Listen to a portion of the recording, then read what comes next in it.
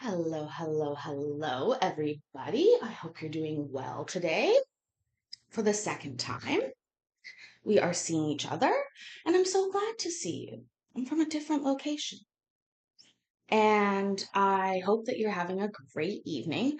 I have done a little bit of digging in the vault, and we have a few gems from the old channel, plus something that was just on my computer. And then also we're gonna start out with something from today, from Thurston, a different thing than we watched earlier, I believe. Um, I'm gonna need to adjust the setting of this, so I obviously have a different setup right now. And hold on, please forgive me as I try and adjust the size of the font because it fucked me up. Oh, that's why. It was on fucking 25%. Like I was like, my God, are you blind? No, you're not blind. Um, Iowa Backyard Camp. Thank you so much. And you're coming to Florida.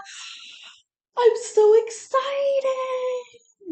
I get to meet you in person. Oh my gosh, that's exciting. Courtney, you can't make it. I'm sorry to hear that, but I understand. It's very hard to make it. So thank you for being you anyway. You know what I mean? I don't know. I'm gonna be live streaming from the meetup, so it should be fun for part of it. Um it's ASMR tonight. Actually, that's actually a good idea. We could do quiet ASMR ASMR KCC. Yes, exactly. See, but I get excited. Yes, Iowa. YouTube creators and the groupies. No groupies. Who's a groupie? No groupies.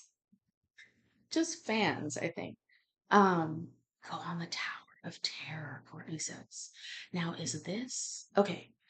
That's at Universal Studios. That sounds like it's at Disney. I've been to Disney before. I don't know if I'm going there this time. Um, I actually know. I totally know what the Tower of Terror is because I have a funny story about that. It's not really funny. In fact, it's a good lesson. It's a good story we'll start out with. So I've been to both Disneyland and Disney World, myself as a child, but then also as an adult, a mom. I took my daughter to Disneyland when she was like 6 years old, which in my opinion is the right, like magical age to take a child to Disney if you're gonna like indoctrinate them early. I mean, there was only a few movies available. I feel old, but like Courtney knows exactly what I'm talking about.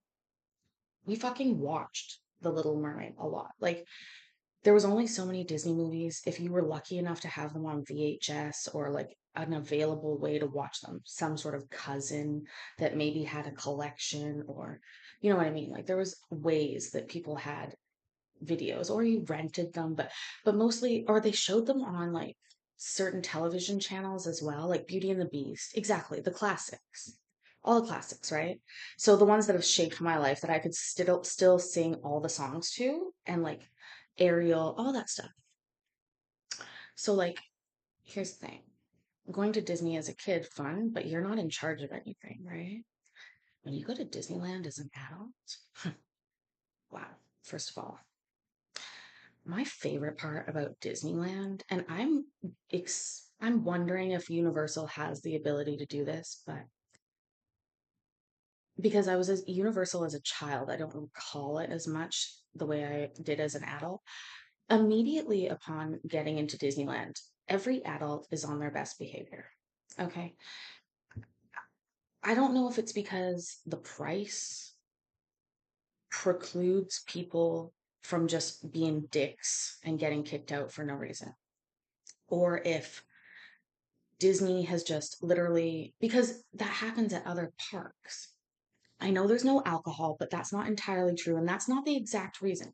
I'm not talking about just drunks. I'm talking about parents on their best behavior. I'm talking about yes, saying yes as a parent is a very lovely thing to be able to do. And I theorize that when you're at Disneyland, you've put aside a certain amount of money and you're prepared to say all these yeses. And so literally everybody's on their best behavior. They just want to have a good time. And so the environment is really interesting. And oh, a crush on Ursula. Oh my God. Those popping uh I guess they're like sea anemones into her lipstick. I don't know why that stuck with me so much. Can't see it, but in my imagination or my memory, I guess. Anyways, so regardless, but Disney is very expensive. There are so many things that are expensive about it. And so I recognize that you can't always say yes in reality. Like, I just also get that as an adult now. But what I would say is that you can maximize your fun and have a good time. And so, even though I don't really like it's not that I don't like rides. I like rides. But certain rides I don't need to go on.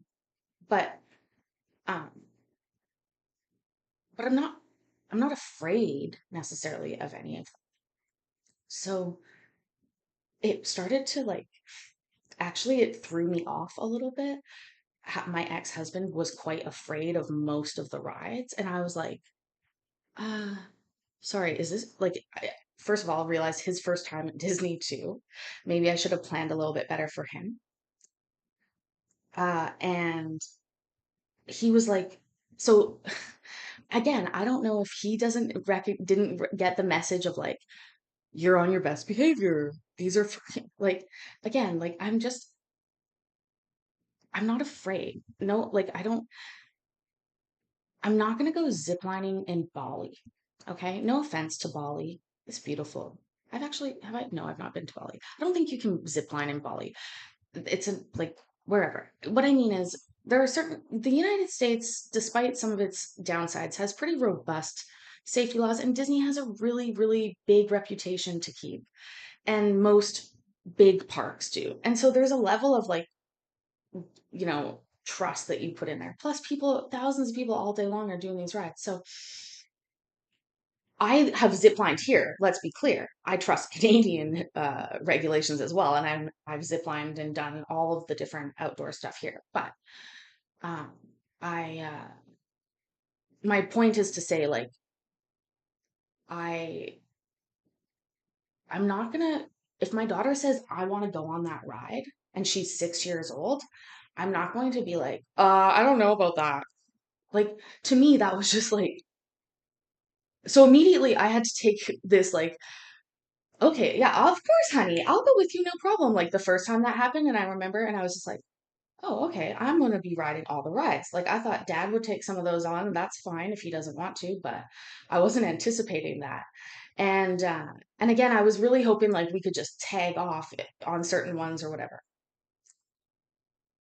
Um, when we got to the tower, okay, so what happened was this. We went on oh my God, that's right. Oh, what a bitch. So we went, oh my God, I'm just remembering this.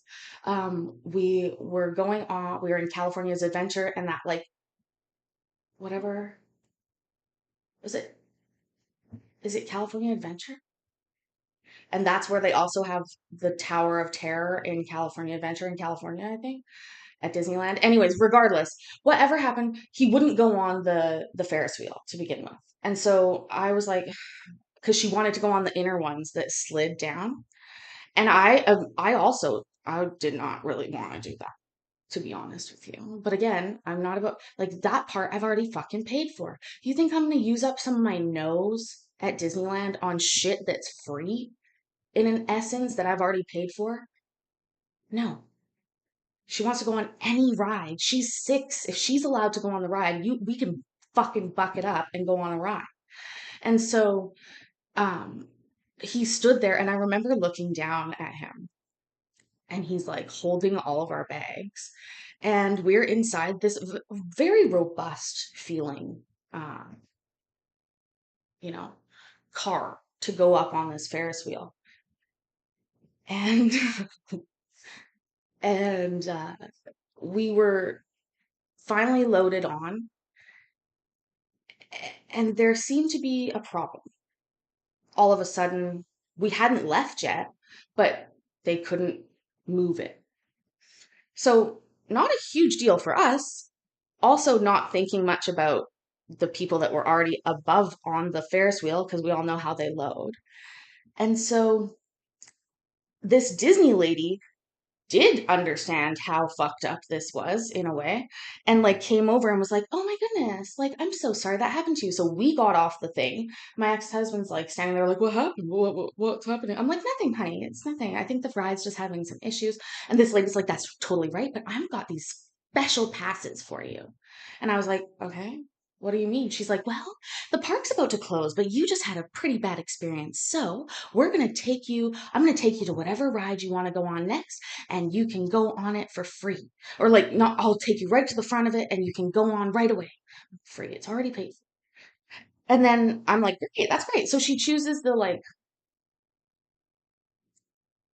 Woody and Buzz. Like she's a little child, but she picks whatever she picks and we go on it. He went on that one with us. It was a small ride. Anyways, they give us these passes for like 5 more times when we're allowed to skip to the front of the line, I guess. Um, I was like, wow, that's pretty cool. There are some rides that are really long lineups that we can skip now. So we get to the Tower of Terror the next day, and we get to skip the line. And but you don't get to skip the entire line. There's like just so far you can get, but they do bring you in further. And so you still, are going through a lot of the theming, which is a little bit scary, I guess. And he fucking bailed at the last moment. Like we were seated in the car ready to go, and he was like, "No, I gotta go." I'm like, "What are you doing?" And then my daughter's like, "What, Daddy? No!" And then freaked out and went with him. And I'm like, okay. And they just like pieced them out. They were like, "Yes, we have a." I don't know where they took them, but I was just like, "Okay, now I'm on my here by myself. I guess this will be fun." And I had a good time. I stayed on the ride. I was like, fuck no, I'm not gonna leave. And I was so mad at him for doing that. She was already in the seat. She would have been fine if he would have sat his fucking ass down and shut up. Yeah, I divorced a coward. Thank you, Courtney. That's exactly right. Um, and I loved the Tower of Terror too. And I came out and I was like, I'm sorry, but why would I be mad at her? She was just influenced by somebody she thought she should trust and whose instinct I guess she could normally trust. Uh, but in reality, that wasn't her fault. And so I didn't even ride her about that. She's 6 years old. She doesn't get that. Oh, him. Oh, we had a talk. I was not impressed with that behavior. I was like, um, what the fuck? Like, again. So most people are on their best behavior when they go to Disneyland. Some people just can't put their true selves aside. But I will say this, I had a blast with my daughter because we just had lots of fun and I didn't have to carry any bags onto the rides most of the time because he stood there and helped them. So that was sort of helpful in the end. Um, he refused to wear a shirt that I made for all of us for our vacation, which I thought was hilarious. Again, I guess I draw a lot of attention to myself naturally wherever I go. It's just sort of my nature. But uh, I don't I don't know. Let's guess the words that he would describe me as, other than bitch, because that one's not fun. But he again, I just this is how I am, and I'm super fun to be around and cute. So it's like, who's gonna get real mad at you for having some like I don't know. I just seems silly to me. Flamboyant. That's a good one. Yeah, I'm flamboyant. Anyways, so tonight we have some court to watch after that total sidetrack story, which became a little bit of a bash session, which I didn't mean it to. I mean, we could do that one night, but um, he didn't skip around the park. I wish he would have. If he had given that kind of effort, I would have been mediumly happy. It falls back to same situation when we talked about soccer. For some reason, I guess because my dad did soccer, I was like, did like when she was starting soccer, he like outright refused to help coach. I'm like, they're fucking four. There's nothing really much to coach. You just need to sign up to do it. You don't want to do that? And he was like, no, absolutely not. And I was like, well, but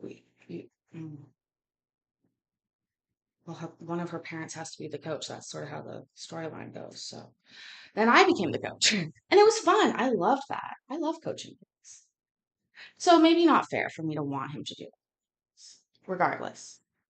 Um, hold on one second while I pull up our first thing. We're going to start with Thurston County. I'm working on one screen today, guys, so you got to give me a little bit of leeway um, in seeing everything.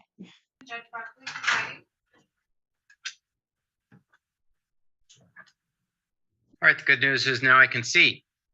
We'll start with Devin Godfrey. Mr. Godfrey, good afternoon. And to you as well. Hey, I'll give you a little zoom hint. You're backlit, because light from your window, but if without a light in front of you, then I can't see you. So what you really need is a light that's on the front side. There you go.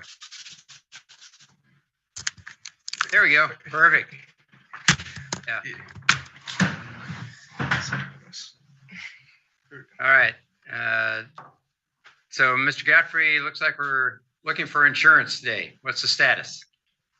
I am on Allstate insurance, and yeah, I'm looking for a reduction. Okay. So you now have insurance? Yeah. Okay. And are you living on your own, or are you living at your folks' house? I live with like a family friend. Okay. But you have your own liability insurance now? Yeah. Okay.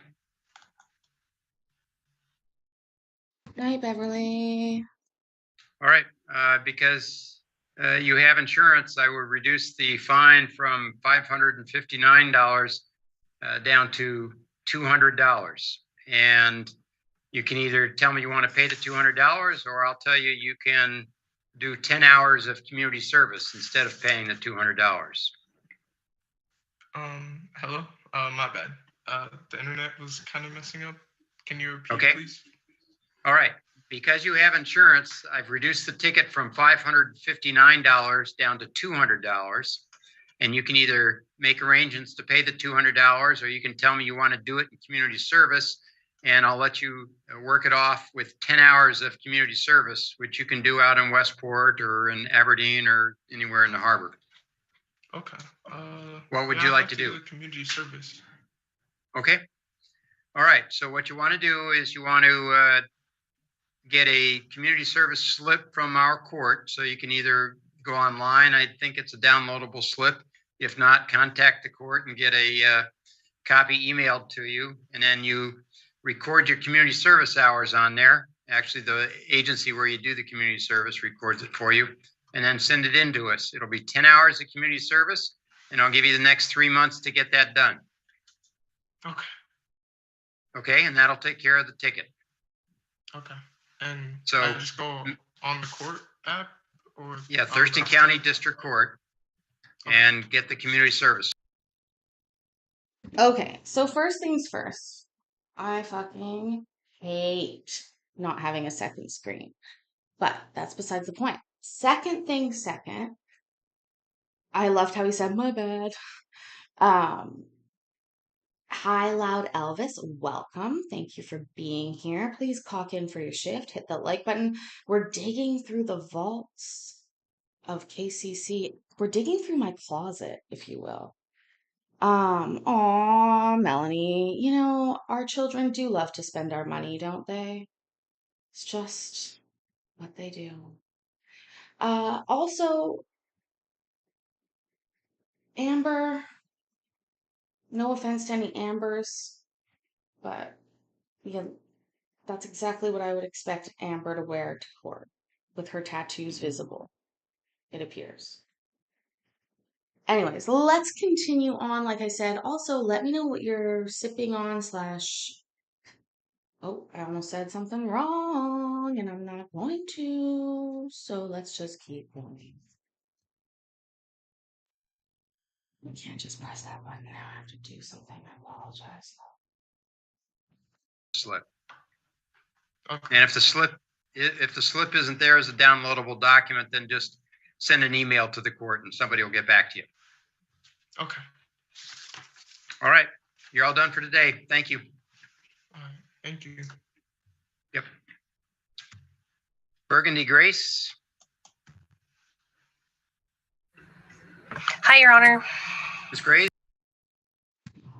Oh my God. Oh, it's Burgundy spelt with an I. Oh. Oh, Burgundy. Oh, sweetie. I'm so sorry. I mean, what do you go with? Gundy? Berg?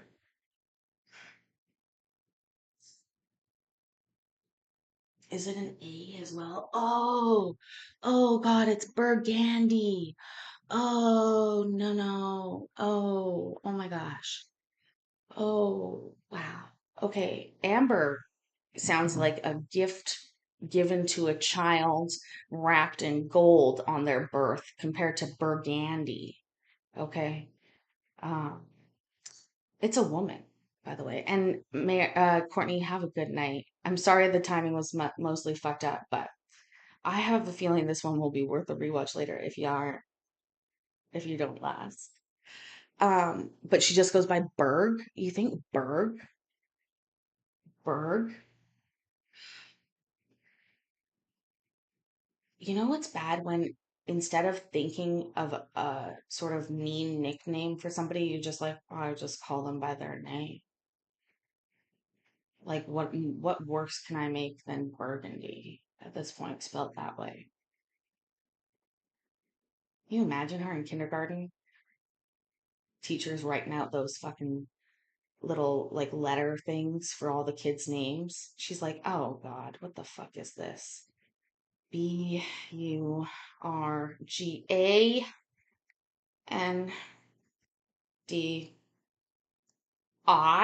Oh, seriously. Ugh,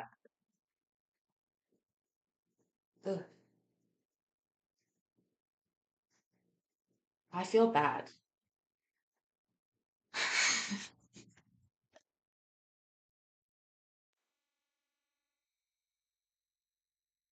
Good afternoon. Hi. And right next to you, do you have a Discover Pass to show me? No, I do not. Okay. Talk to me about that. Didn't even know that was an option, but I thought I should have thought of it. It was honestly, it was just a mistake. I was there with my daughter to go enjoy the lake. I told myself that we would find one as we walked in, and I just forgot. And I just hope that the court will find leniency. I'm a single mom.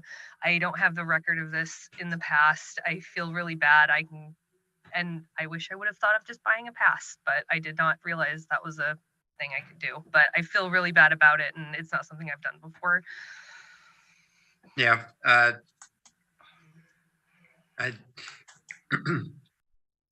Hold on. Okay. Did she get caught like fair jumping on the transit system? Is somebody able to look up what a discovery pass is? Uh, Also, hi, Kashat. Also,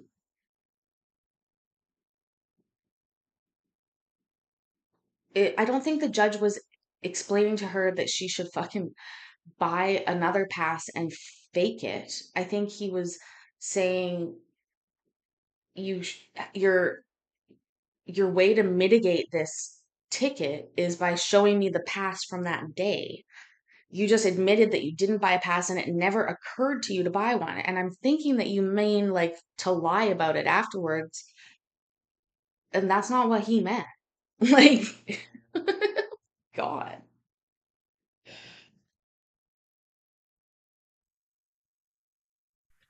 Where do you live? Here in town? In Renton. Okay. Yeah, I mean, the Discover Pass works at any of the state parks. So if you and your child or children go to parks, it's probably a good idea to have it so that you don't keep getting these tickets. But what I'm willing to do is to reset the hearing 2 months to give you a chance to get that Discover Pass. And if you show up with a Discover Pass, then I'll dismiss this ticket. 100% I can do that. Okay, so why don't you give me your mailing address? Yep, right. Do you want it in the chat or do you want me to say it out loud? You can chat it to us, that's fine. Okay, no problem. Send it to us in chat, and then what we'll do is we'll send you notice by mail telling you when you're due back in court, and that'll give you 60 days to get that Discover Pass. Okay, No so it's not a problem. daily Thank you very pass, it's a much. yearly pass. And actually, what I'll tell you is when you get the Discover Pass, if you just send us a an email version of it, then I'll go ahead and dismiss the ticket. You won't even have to appear for your hearing. Okay, and those instructions about how I can email it'll be in the letter when I receive it? Yeah, you can ask that question when you send. Okay? Thank you. Thank you very much, Your Honor. You're welcome. Thanks. Bye. Bye. Bo Niddle?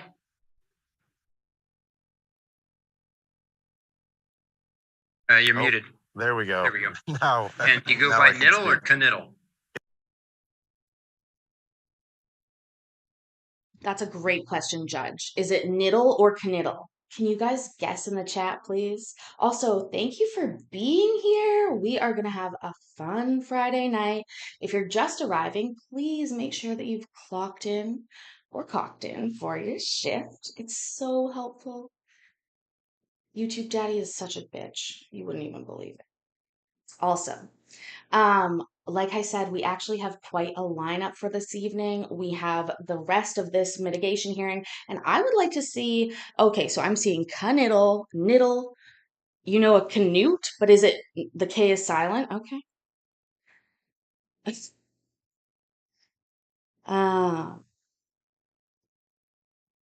Paffle, Ploffle. I always say cock in T-Rex. That's what I'm asking for. Kniddle or Niddle. I don't know. Canute. Yeah, so the K is not silent. There's no silence. No silence. Cash cock in for your shift. Anyways, you guys, like I said, thank you for being here. Let's keep going. I think it's going to be a bit of a late one. I might have had a drink or two.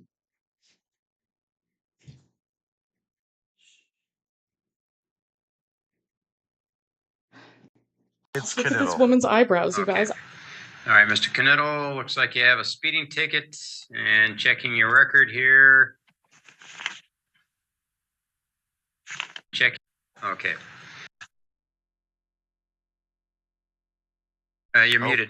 There we go. There we go. Now, And you go now by I can Niddle or speak. Kniddle? It's Kniddle. Okay. All right, Mr. Kniddle, looks like you have a speeding ticket, and checking your record here.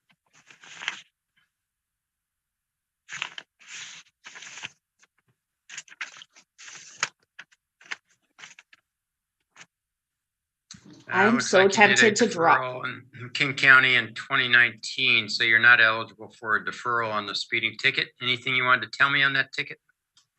Not really. There was some crazy drivers, and I was just getting out of the way on that day. I was just hoping to get like a payment plan or something. Yep. And Okay. then, I had another question. Sure. I got a letter of notice of suspension for this ticket before I got my court date, and I was not sure what I need to do to fix that. I'll check out here.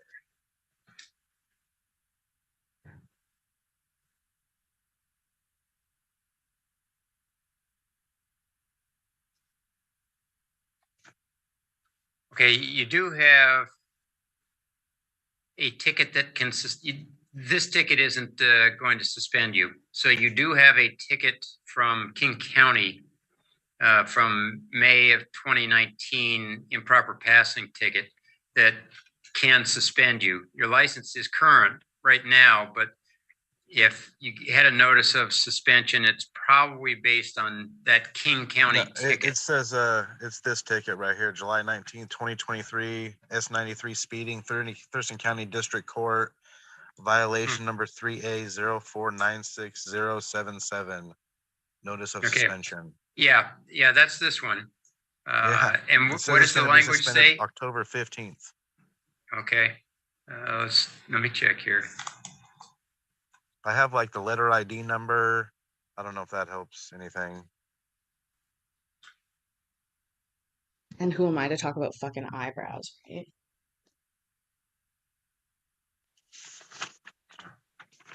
And this is the,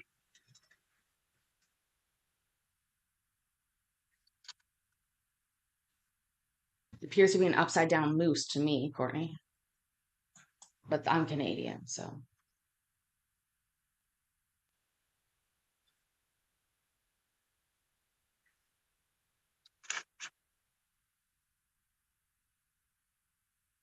Meth, loud Elvis.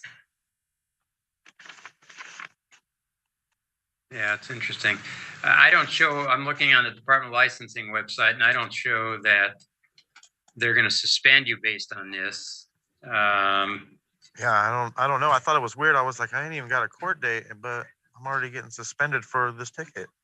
All right, let's see.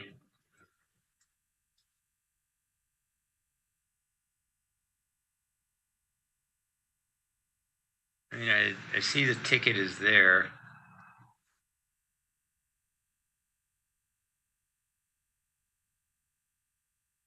Yeah, that's like a anchor. An anchor or a fish hook?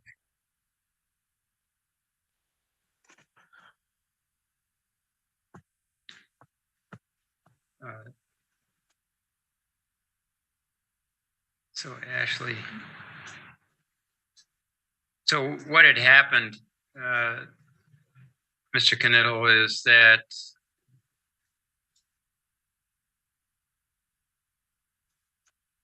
Tell us, looking at Judge, it, what? it appears that you sent in your request to have the hearing 13 days after you received the ticket. The court had miscalculated and thought you were beyond the 15 days and told Department of Licensing that you had not responded to the ticket. And so that was our error. And then I see here that we then lifted the failure to appear, but apparently Department of Licensing hasn't gotten that. Will you make sure that somebody notifies Department of Licensing that that needs to be lifted? So we'll take care of that. Oh, sweet. That's, I was like, that's. Who are you talking to, Judge? I have some fucking questions, and they're not all about Amber's eyebrows. Apologize, Amber. Seriously, look at my eyebrows. They're not. I get it. And I drew these on as much as I could. And when I look at them like this, I don't know why. When I look at them, they seem, it's like as fucking close as I can, but then they ain't. She understands. She knows. We all have a dominant side for makeup. Anyways, quick story. I once had my driver's license suspended with very little like fanfare. It was 6 months after I received a ticket for driving without a license because my license had expired, but I didn't realize it had expired. It was a true accident the first time. And I went immediately like that day, and they were closed on the weekend, so I had to go on Monday and pay the like $300 fine and like got my license renewed and all that stuff. And then 6 months later, I got a letter in the mail saying they were suspending my driver's license due to my unsafe driving record. And I literally had no other tickets. And what I did though was I looked it up on Reddit, how to write a letter to ICBC. and properly like get it approved because it's difficult.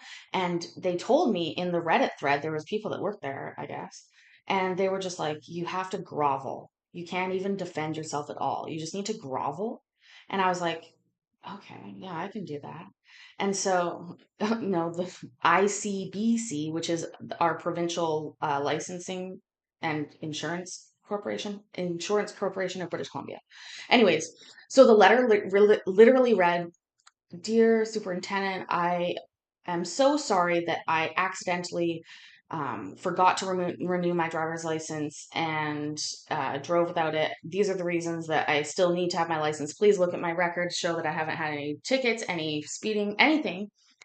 And I promise that every year on my birthday, I will look at my driver's license and make sure that it is not expiring." And they, first of all, they also make you pay $100 on top of all the other fines, $100 just to appeal it, win or lose. But luckily, I won. So they did not suspend it. But that's the other thing, is that I literally don't have a dangerous driving record. That was my only dangerous driving thing. It's baffling to me. Anyways, so I hope that it's just that simple for this guy, but I'll tell you something. It was a lot to get that overturned when that letter came out, because the superintendent of motor vehicles is like a different position than the court. And you'll hear a lot of like judges say that a lot. Oh, well, the superintendent, or what do they call it? Like in Michigan, there's like the state, what is it? The state of, what is it?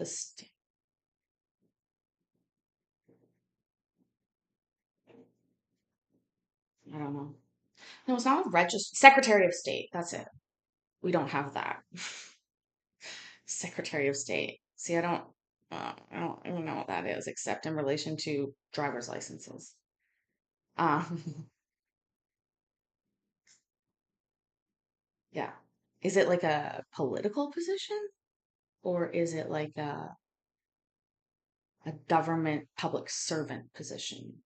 Or is it a nomenclature for, or like a name for the office where everything happens, but it's just like a department of the government?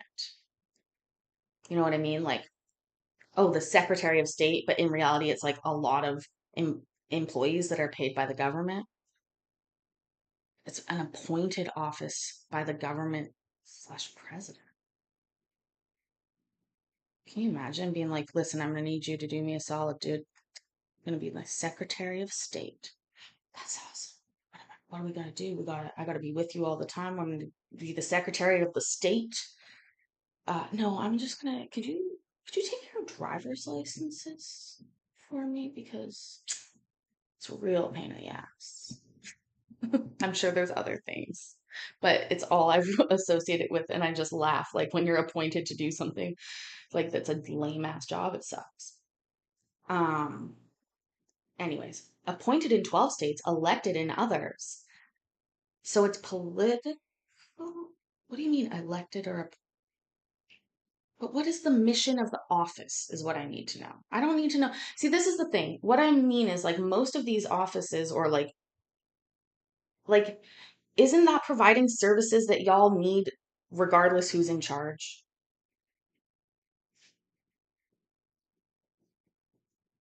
So that's what I mean. Like,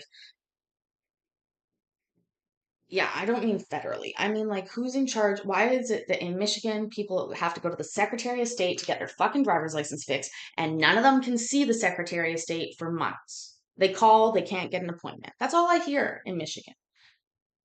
And again, that just screams bad bureaucracy to me when you combine those. I don't like that. It's the same here. I've already told you. But you guys have it a little bit better. See, this dude's in front of a judge right now, right? I never saw a judge, and there was no option for me to see a judge because everything's handled administratively within ICBC at this point. So it's an administrative penalty rather than criminal. So the standard of proof is different. That's kind of weird. Yeah, but as I was starting to say, you have another ticket. You're going to get another one of those letters with regard to ticket out of King County from July or from May of 2019. It looks like a improper passing ticket. It says here it is a suspendable violation for you. So you may get a suspension letter on that ticket. So you may want to contact King Yeah, I'll County to definitely take care of that ticket. contact them for sure. Yeah.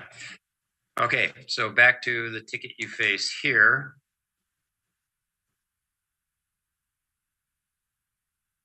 We'll make sure it doesn't suspend you. We'll contact Department of Licensing, and I'll reduce the fine on that ticket from $135 down to $100, and you can contact the court in the next 30 days to make arrangements for payment.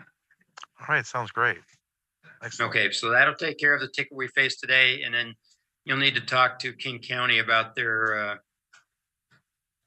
ticket. They have it listed as driving on a shoulder ticket, and it's from May 7th of 2019. Yeah, well, I remember that day. I remember what was going on there. Yeah, okay. Yeah. All right. So, Just contact us in the next 30 days to make arrangements for the payment of the $100. all right, sounds great. Thanks. Have a good one. Thank you. Have a good one. Yep. Bye. Ms. Sullivan, Good afternoon, Your Honor. good afternoon. Oh, that is not the voice I expected out of Amber. Next to the stage, ladies and gentlemen, Amber. What do we think she's here for? Did he already say it? Did I miss it? If so, I'm sorry.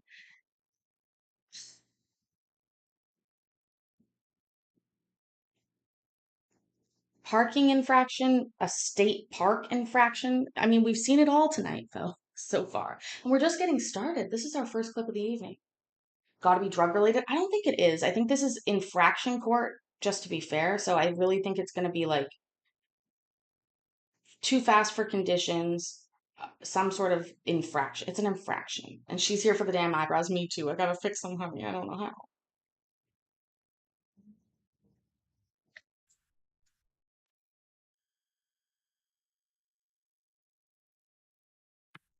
And Ms. Sullivan, you have a cell phone ticket. And looking at your record, looks like you did a deferral last year on a speeding ticket. So anything you wanted to tell me on the cell phone ticket? So I was at a red light and I have hearing aids that I generally have Bluetooth connected to my phone, and they weren't. And I'd been having problems with my hearing aids for a couple of weeks, but I had picked up my phone when I was at a red light and enabled the Bluetooth to my hearing aid. And I set my phone down, the light turned green, and I went forward. And then next thing I know, I was getting pulled over. So I was not actively driving in texting, although I did look over the RCW and understand all of that entailed. So I don't know if there's any consideration on dismissal or reducing the fee. I'm a single mom and I don't have a lot of money, and I'm really, really trying to keep my record clean as best as possible. Okay. Yeah, you see that the legislature changed that statute. So basically we can't pick up our cell phones can't put them in our hand while we're in the car. So driving is whether we're at a stoplight or the car is moving, it doesn't matter. So let me check here.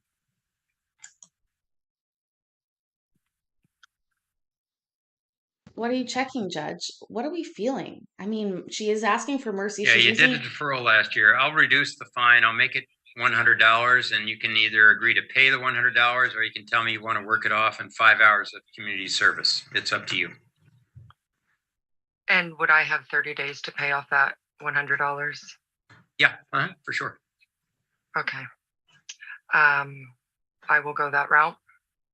Okay. All right. So it's $100. Contact us in 30 days to make arrangements for that payment. Okay, Your Honor, I'm not sure if you're able to answer this question. The deferral on the speeding ticket was in September. So the fact that I got the new ticket, does that pretty much null the deferral and I need to take care of the speeding ticket? I'm not sure if it's a moving violation. I don't understand. Nope. If You're good on that. That ticket got deferred. okay. So All right. our court's policy, and it was a deferral out of this court, is that you go 6 months without another ticket. And so you made it beyond the 6 months. Okay. I was under the impression it was a year, but I appreciate that. Yep. knowledge. All righty. You're all done. Thanks. Have a All good right. afternoon. You too. Thank you. Yep. Bye-bye. Bye-bye. Herman Mercuria, Urine? FTA. Jamie Surdy, FTA. Kelly Thurber. The request for continuance.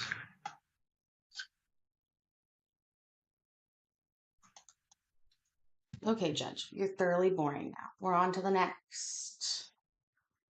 On to the next one. Which I would just like to give a shout out to this other channel where I got this video. They totally told me I could. Kitchen Court Aces, I think it is. I'm not sure. Yeah, that's it. That's it. Anyways, no, you guys, this is seriously one of the videos I think we did live. Then I made into a video and I want to watch again with you. It's juicy. There's some shade being thrown and I think we will enjoy it. So this is what I would call borrowed from the vault. If you're just getting here, we're watching some court. We're having a good time. Please go ahead. Click the like button. It's like really easy for you to do. Let's get started.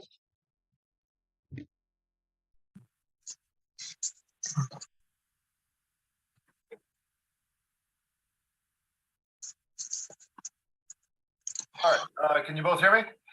Yeah. I can. All right, we'll take up file 2020-57356. This is matter of Infinity, Thorn Gray, and Michael Wright, both are here via Zoom. This is a date and time set for hearing on the plaintiff's motion regarding custody. Have the two of you had a chance to work this out? No. I'd love to, but it's kind of hard when you don't want to work with one another. Well, let me swear you both in. Both raise your right hands.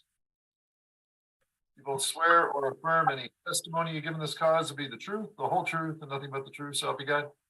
I do. I Ma'am, I do. couldn't hear you. I do. All right. So, ma'am, you filed this motion regarding custody. Why don't you explain to me what you're requesting and why?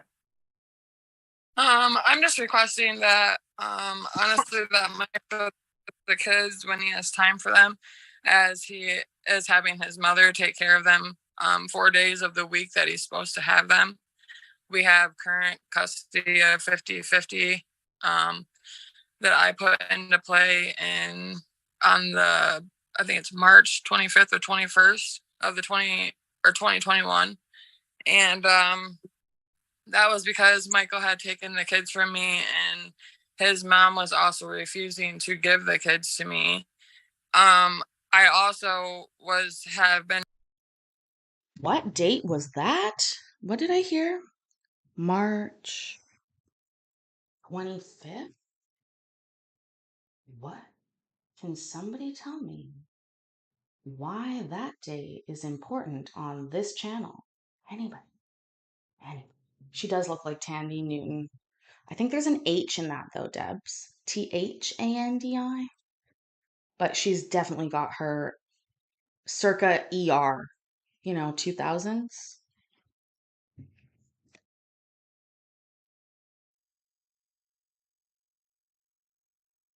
Known that his mom is supposed to not have rights to her kids, had gotten her rights taken away when Michael was little, and they were put in his dad's care because of her circumstances. And now she's taking care of my kids as my kids are calling her mother. And she is not the mom, she's the grandmother. Oh, that's right. I remember now. So I titled this video, They're Calling Her Mom, but it's the grandma, which is not acceptable. That's not cool. Um, oh my God, Mike, that's fucking hilarious. Better twat looks like an overgrown forest as well. It smells like patchouli. Okay, we all know I hate patchouli. It's gross. Oh. But every time they explain something to me when they come back from Michael's is that my mom did this. Well, and then I do get kind of frustrated. I have to remind them that I am their mom. Makes me sad because they're my children and I love them. And they have the proper beds. I've heard from the school personally, they don't have the proper beds at their houses. They're sleeping in pack and plays. I had told Michael about it, and then just recently, this past year, I seen a picture that my daughter is sleeping in a pack and play, and Silas does have a bed, but I'm just worried about the kids' circumstances. Every time I give them to Mike, I don't know what's going to happen or what's going to happen with them. I don't know what's going on with them, how their circumstances are, if it's stable, what he's doing with them. All right. Sir, what's your response? It's all BS. All three of our two kids have beds. They do not stay at my mother's. My mom lives right next door. We're 5 feet away from each other. She comes. Okay. They do not stay at my mother's. She's 5 feet away is not probably as comforting as he thinks. You know what I mean? I think that's pretty close.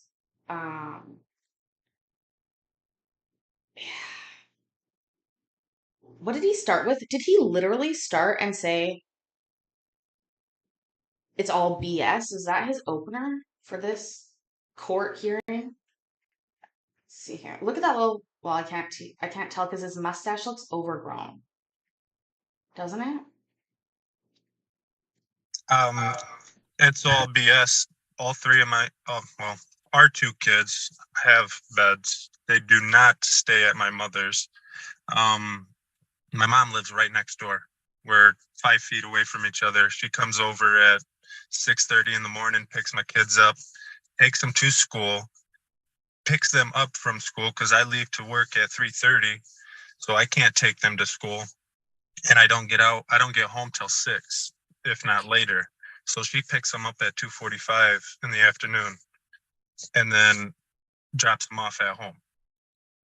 My kids are with me every single day. My mom only takes them to school. They both have beds. They do not sleep in pack. Hold on. Didn't he just say he works from 3? Does he say? Come on now. America. Labor laws, right? He can't. What is he talking about? 3:30 a.m. till 6 p.m.?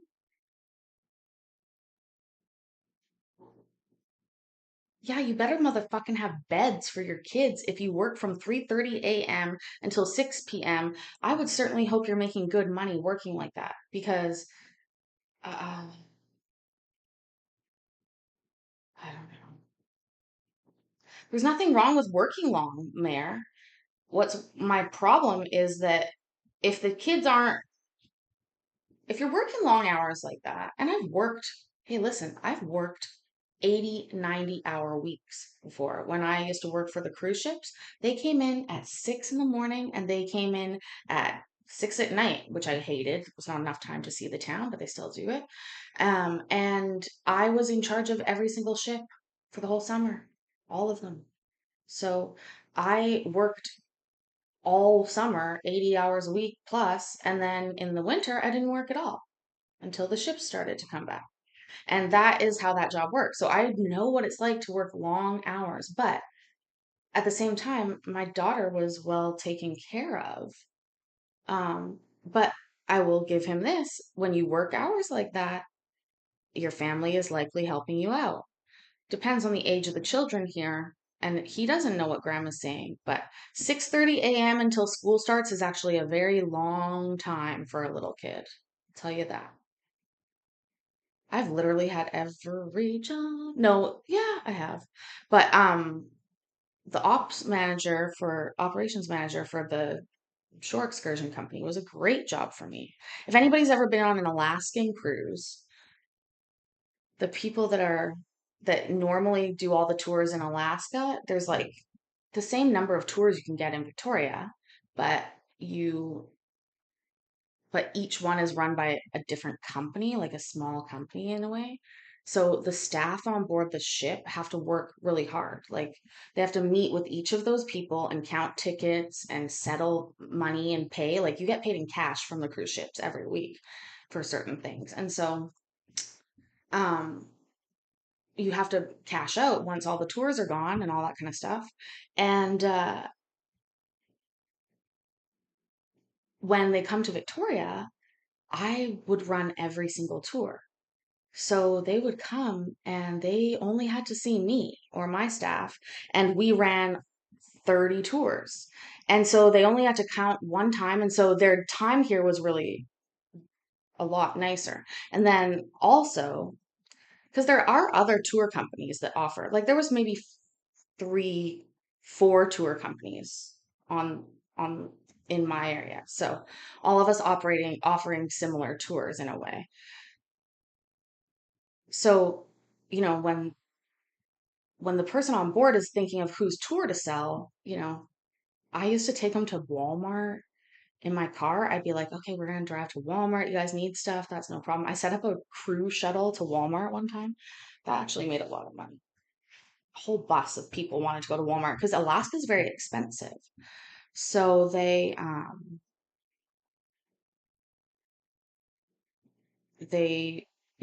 like it in Victoria, it's less expensive. And Mike, I understand a contract between the cruise lines and excursion companies. And what I'm saying is I was an excursion company that offered, because in our city, the cruise industry is not huge in a way. So the in our city, lucky for them, they only had to deal with usually one or two people. And I'm real fast at counting things. So we had to count money and tickets. And of course, being a banker in my previous life, I've counted lots and lots of millions and millions and millions and millions and tens of millions of dollars I've touched. In fact, it's actually a problem because large sums of cash don't tend to bother me at all. So, yeah, it's a good problem to have. Anyways, let's see what he says. Second place. There is no ill circumstance here. Everything they need or want is here. And as far as them calling them my mom, I got like a 6-year-old little nephew that my mom has raised for a while because my brother and his mother abandoned him for the most part. So he was in line for calling him mom or her mom. And then with my kids hanging out with them and being in their grandmother's life, kind of came accustomed to that. But There is no infinity's not your mom thing happening here. It's just what they're used to because when they were younger, their cousin did it. They know that my mom is their grandmother, not their mother. So that is just a thing. There's nothing ill going around. All right.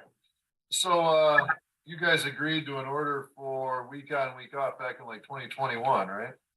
Yeah. That's All right. And so the children are 5 and 3, is that about right? that's correct. All right. And sir, you said the 5-year-old has a bed and doesn't sleep in a pack and play? Both of them. They both have beds. So the 3-year-old has a bed too? Okay, so Yep. ma'am, what led you to believe they were sleeping in pack and plays? I And had got I guess while we're at it, I guess depending on how big they are, what's the big issue with them sleeping? well, they're potty trained. They shouldn't have out of a pack and play to get in and out of bed All to right, use the restroom. but it's not neglectful to have your child, unless they're like all cramped and scrunched up in a pack and play, to sleep in a pack and play. It's a safe environment. It's not a neglectful or abusive situation if that's. Funny, weird. Didn't think, and I remember this case a little bit, but does Infinity have a sister named Lexus? Here's the thing. Second time I mentioned this today, I used to run a mommy group, a parenting group, whatever. We had 500 moms. I've seen a lot of fucking houses and a lot of pack and plays are really rare. Again, I live, and these are women, a lot of them that I was dealing with weren't the most marginalized, although I reached out to those women on purpose. But my point is that a pack and play is not ideal for sleeping. I mean, children are resilient, and so they'll sleep almost anywhere. I'm not going to deny that. When I was a kid, I loved sleeping in the closet. Like, it was one of my favorite things to do, like get into a tiny closet with like a sheet, I guess, and like a pillow, and just like go to sleep with all the clothes above me. And I don't know. So they'll sleep on almost anything. I'm not that worried about it. But it does say something to me. Like, if you were having kids in the pack and play, it would tell me either maybe there's a space issue or there's a supervision issue. Because as children get older, you do want them to be in a toddler bed, hopefully close enough to the ground where they can get out and start using the bathroom at night. And so it is concerning if you're having a 3 and a 5-year-old sleep in a pack and play. That actually would be concerning to me as a parent, or as like somebody who sees, people. I think that on a short-term basis, moving, living in a motel, dealing with a crisis, truly poor, but like trying to get there. Like, those are reasons why I would see somebody using a pack and play. But I mean, in Canada, it's illegal to resell a crib.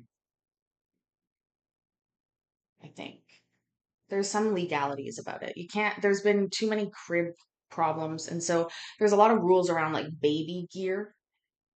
And so, there's a lot, but there's also a lot given away to people. So it just seems weird to me if he works that many hours and his mom's doing the daycare, is what it sounds like. Well, what are they, you know? And if they chose to sleep in a pack and play once in a while and made a fort out of it, that's totally different. But if we're talking about a consistent, like, this is where you're sleeping. Also, a 2-year-old and a 5-year-old can get out of a pack and play. Right? Anyways, Loud, good night. Thank you so much for being here. If you're lurking or going to sleep, we're going to continue on. I'm not going to lie, I want an adult pack and play What you have MVP. available. They're not short. They're pretty long kids. We're both tall ourselves, and they're also not communicating with school. I had contacted Michael personally, word to word, asking him if we should start the kids into school this year. Probably would be a good idea. And then the week after, his mom and him decided to enroll my kids into school without my say. All right. Well, I mean, that can be a problem if the two of you didn't come to an agreement on school. So, sir, did you enroll the kids in some kind of schooling? I did get a hold of her. We talked about it for weeks. There was no keep her out of the situation, just hurry up and go do it. We both live in Hardy. Technically her address is White Cloud, but she's 3 minutes away from where I live. and the kids go to Morley Stanwood schools. She's got an issue with the teachers. That's the whole ordeal with them going to Morley. And then just recently, she wants to take our kids out of Morley schools and send them to Newaygo. We both live in Hardy. We're 22 minutes away from the school. We're 35 minutes, 40 minutes from Newaygo schools. When did they start school? Our Okay. son started school sometime, I think it was September 9th of last year. Is that kindergarten then- or is that daycare or like It's- preschool or what? It's early preschool.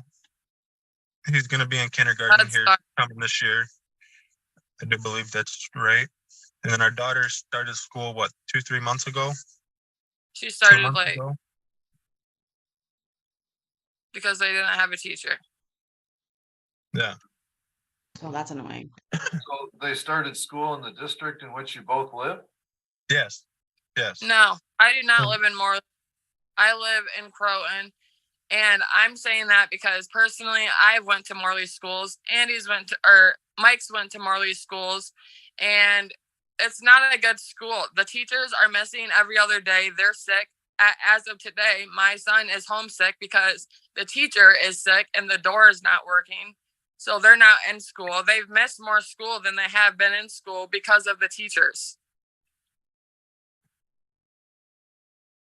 And there's sicknesses left and right through the school, which that's going to be common. It's through every school. There's going to be strep throat. There's going to be bronchitis and a bunch of stuff. It's going to happen.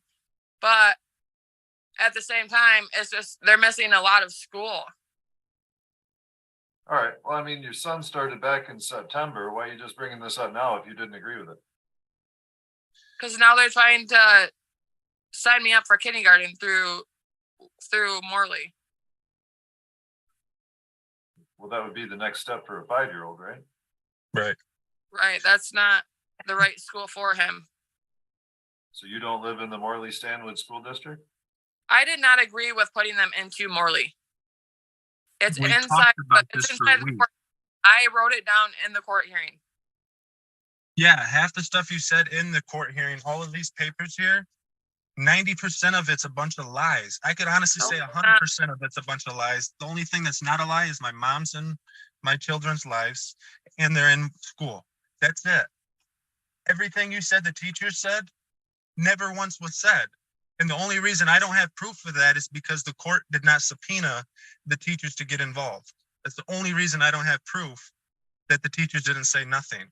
Well, keep in mind, the court doesn't subpoena anybody. If you I have know. evidence you want to present, you need to subpoena those witnesses. Yep, that's what they said. They said that they couldn't, as long as they're not subpoenaed, I couldn't get like a written statement or anything like that.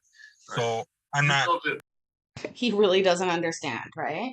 So that means that you, sir, the pro se litigant in this court proceeding in which you could have a lawyer, they literally gave you advice. They said you can't bring forth evidence unless you have a subpoena for somebody, because we don't take written evidence because you can't cross-examine the person.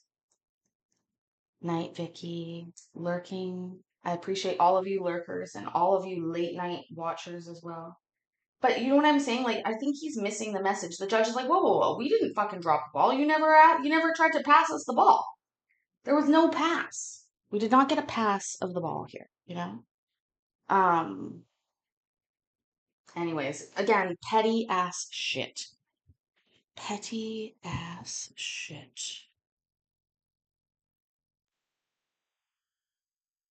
If you want Too to worried subpoena about somebody, it. you fill the subpoena out, you bring it up here and the judge Right. will sign it, but then you have to serve it on the person you want to testify. right, exactly. All right. So I guess, but I'll go back to my point. I mean, ma'am, if he signed the kids up, or at least your son up for school in September, if you don't take any action on that, I mean, you have joint legal custody, you have equal say-so and where your kids go to school and when they start school. But you got to bring that up timely. You're bringing that up 9-10 months later. I know. And I just was, honestly, I was trying to figure out what I was going to do about it. You could file a complaint with the friend of the court if you feel like he violated joint legal custody by doing that without your agreement. Or, you know, you can file something, but you didn't file anything until April 10th. And You know, we're talking September, October, November, December, January, February, March, April. It's 7 or 8 months. You have to exercise your legal rights quickly. Judge, her name is Infinity. Okay. Is there not like a bit of a, and the same thing goes like, I don't know. What I know is procrastination, I'll tell you that. And I now, know. now the whole school year's done and he's established, I don't know. I guess he's making progress if you're now talking about kindergarten, but. I'm trying to communicate with him that he's not discussing any kind of decisions for our children. I've discussed everything trying- with you. I've told you about everything. We've talked about everything. If you weren't He just happy tells with me, it, ask me. you wouldn't have signed papers for the school. You wouldn't have met with the teachers for school. There was no disagreement until now. The kids, our son has been in school for I think the judge has the papers, I don't. 100 days, shy of 100 days, give or take a day or two. He's missed 24, 26 days. And 95% of those missed days have been on your week. They've been to school every single day. Because my kid had RSV and was in the hospital when I got them from you. There's a handful of my kid had an oxygen level of 70 and she was dying when you gave her back to me and I brought her into the ER and had to rush her to Helen DeVos. She was doing fine. She was and getting he's better. medical, And then all of a sudden she gets neglecting worse. our children. Things happen. Every time I ask Michael about our kids and them being sick, he always says they're getting better. I literally got my kid and she looked like she was dying. Like a zombie. She couldn't breathe. She had an oxygen level of 70. Then it was a huge deal that I asked him to come spend one day with her in the hospital because I'm currently pregnant. I was getting sick myself. So, all right. So, ma'am, I want to go through your points here. Did we just miss something? What did she say? Because I'm currently... Things happen. Every time I ask Michael about our kids and them being sick, he always says they're getting better. I literally got my kid and she looked like she was dying. Like a zombie. She couldn't breathe. She had an oxygen level of 70. Then it was a huge deal that I asked him to come spend one day with her in the hospital because I'm currently pregnant.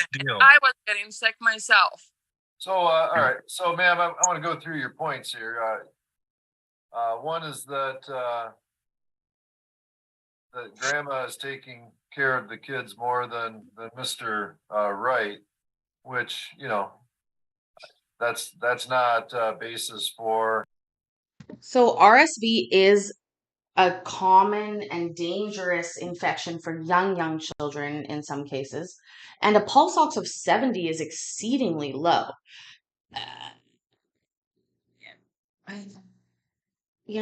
Again, if she received the child in that condition, she should have filed something with the court,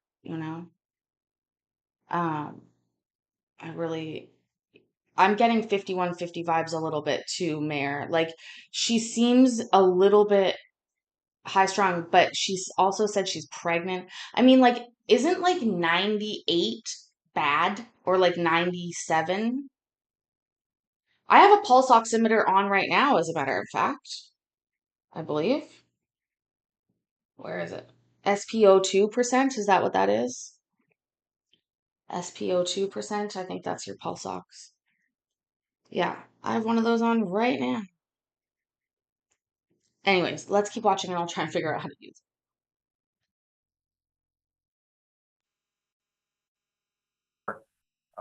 Changing custody either, I guess, unless what you've alleged is that there are concerns about a grandparent or another person.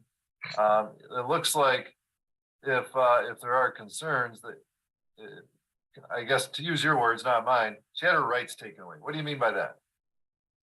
She got her kids taken away. She was a filthy person. Her house got burnt down. She had trash everywhere and they proved her unfit. So her kids got taken away and put into their dad's custody. All right. How do you know all this? Because I was with Michael for 5 years. Okay. You said this happened when he was a kid? Yeah.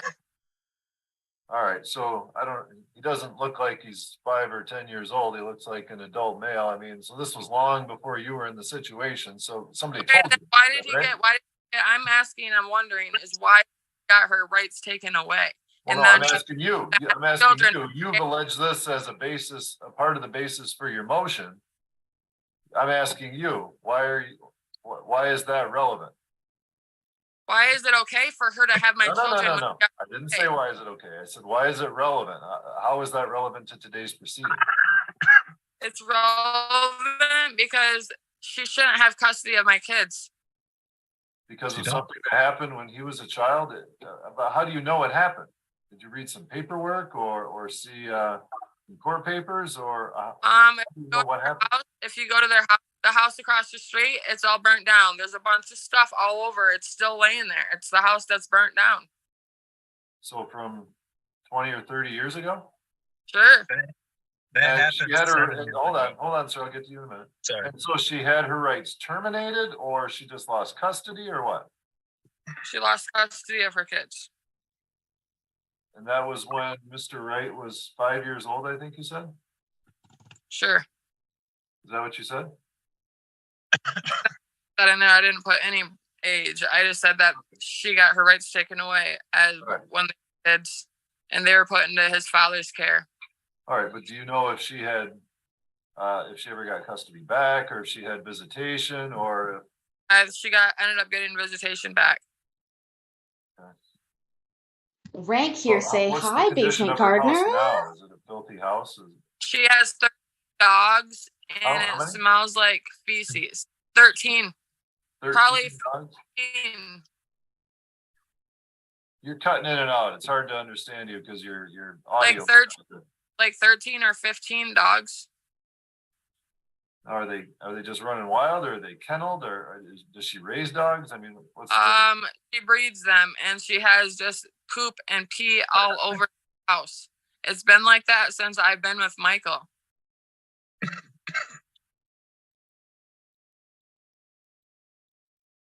She's not a very clean person.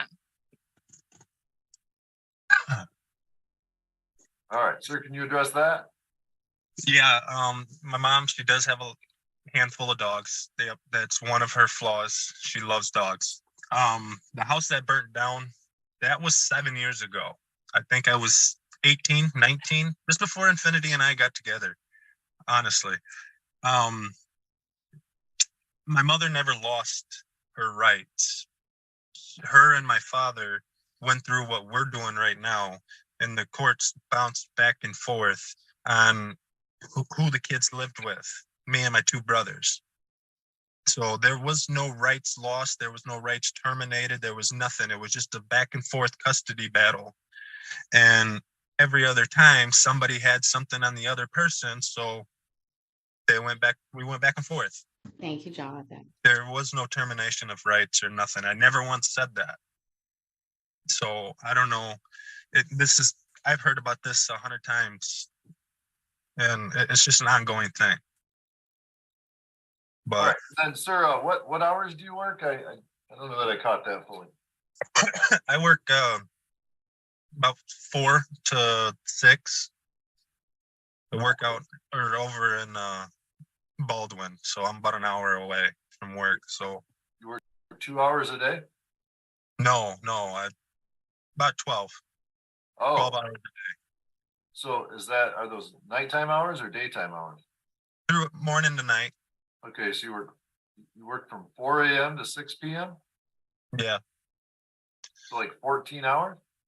Yeah, sometimes I work anywhere between 8 and 12 hours, 14 hours a day. It depends on what needs to be done throughout. Where do you work? Stealthcraft. I build fiberglass boats. The company's way behind, so sometimes we got to put some hours on. And that's year round you work those hours? Yep. All right, so you get up at 4 a.m. to go to work, and then your kids go to your mom's at that point? No, not at that point. She comes over. The kids start school between 7:45 and 8 o'clock. So she'll come over around 7, What 6:30, school? 7 o'clock, make sure everything's all set and ready for the day. They got what they need, and takes them to school. So they're Who's alone with from them from 4? 4 AM to 7 then? My fiance. Oh, I see. Yep. She just don't have a license right now, so she can't take them back and forth. So then, your mom also gets them, after school until you get home? Nope. Yeah. Well, she picks them up and then she drops them back off. Picks them up from school? Yep. And then they hang out at home with Heather until I get home. They spend most of the nights at your house though? Yeah. Yep. The new woman. Like I told Ooh, that Infinity, I'm hurt. not going to stop my mom from seeing my kids. If she wants to take them for a night, she's more than welcome. I 110% comfortable with my mom and her husband around my kids. All right. The dogs, do the dogs just roam the house or are they kenneled or what? Yeah, they're kenneled for the most part. She's got a handful of smaller dogs that run around, but she's got a handful of bigger dogs that are kenneled up. And then she breeds them or they're just pets? No, she don't breed them. She just takes care of them, takes them in. She just loves her dogs, but she does not breed them. She used to. All right. I've known her for 27 years. I've never known her to breed a dog. Purposely breed a dog.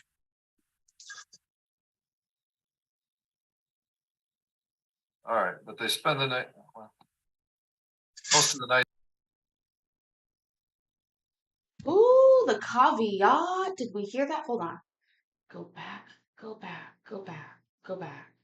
Snippy dippy dippy. First of all, he does a little word trick here. And again, not good. Also, I'm trying to fix sitting on the stool. So I can sit down now like a fucking, I don't know, movie producer? No, like a reporter, sort of. Maybe. Anyways, listen. That's a lot of dogs. And who says they've known their mom for 27 years? You don't say that. You say, she's my fucking mom. Right? Right? Right? Right? Right? Ooh, it's too high up. Okay. Let's go back to it. I hate having one screen.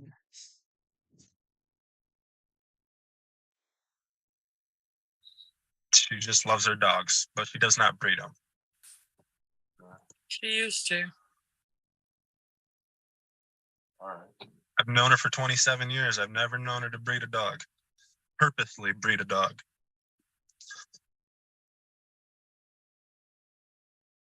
All right, but they spend the night, well, most of the nights are spent with you though, or all of them? Yeah, 99% of the time. All right, unless they just go and have a sleepover at the grandparents' house? Yep, nothing unusual. Yeah. Okay. And if they do call your mom, that's just out of confusion because another relative calls her mom? Yep, when they were younger, I have a little nephew that lived with my mom for years because my brother and his actual mom didn't want him. But my mom couldn't get custody of him because neither one of them wanted to sign over to make life a little harder for her. So he got accustomed to calling her mom, which isn't no big deal. But my kids kind of, Oh, no. We need to debrief on that. That story doesn't make sense. That does not make sense. Oh, he's talking circles. Relative calls her mom? yep, when they were younger, I have a little nephew that lived with my mom for years because my brother and his actual mom didn't want him. But my mom couldn't get custody of him because neither one of them wanted to sign over to make life a little harder for her. So he got accustomed to calling her mom, which isn't no big deal. But my kids kind of got into it, which I'm not going to complain about. It's just a name, you know. It's They know who grandma is, they know who their mom is, so I don't see an issue with that. Are there dog feces all over your mom's house? No, no. Excuse me. This is weird. I got an envelope here someone dropped off. Who dropped this? Defendant's proposal? So sir, you dropped this off? It's probably, I dropped off attendance report. How much time the kids missed, majority of it on their mom's weeks. Like I said earlier, definitely excusable for times that they're actually sick, but majority of the time they weren't actually sick. So, Just the times they were with me. ma'am, do you want me to look at this stuff? Have you seen it? You can go ahead and go for it. All my kids were currently sick when they were not at school. They don't just miss school because I can't get them there. I actually just rearranged my work schedule because I was working from 4 a.m. to 2 in the afternoon. And now, since I'm trying to get more custody of my kids, my work is working around this, and they're letting me go in at 9 a.m. to 2:15, so I'm able to pick up and drop off my kids. Okay. And I'm currently pregnant at 23 weeks. All right. Where do you work, ma'am? GM Wood Products for 2 years now. What hours do you work? I was working 4 a.m.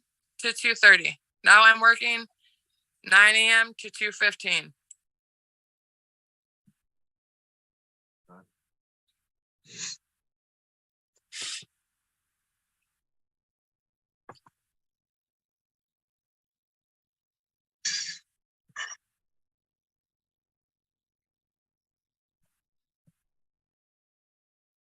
So school is for Silas anyways, Monday through Thursday? Thursday, yep, for the both of them now.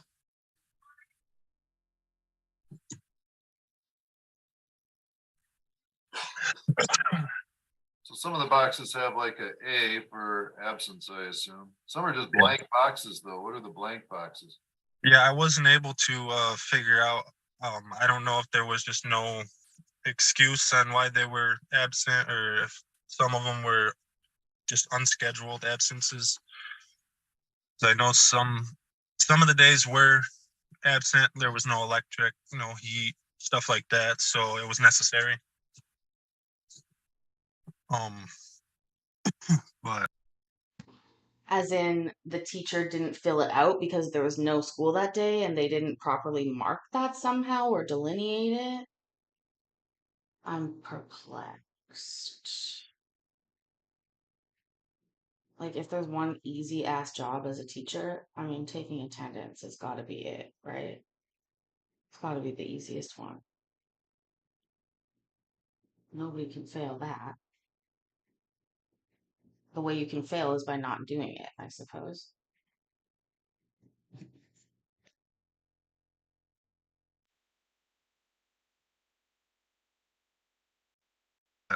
Milking horses. I mean, some of the boxes don't have any code in it, I guess. I don't know what those are. yeah, I don't know. It was Somebody called PETA. The only milk that is vegan is human breast milk. We all know that because only a human can consent to being milked.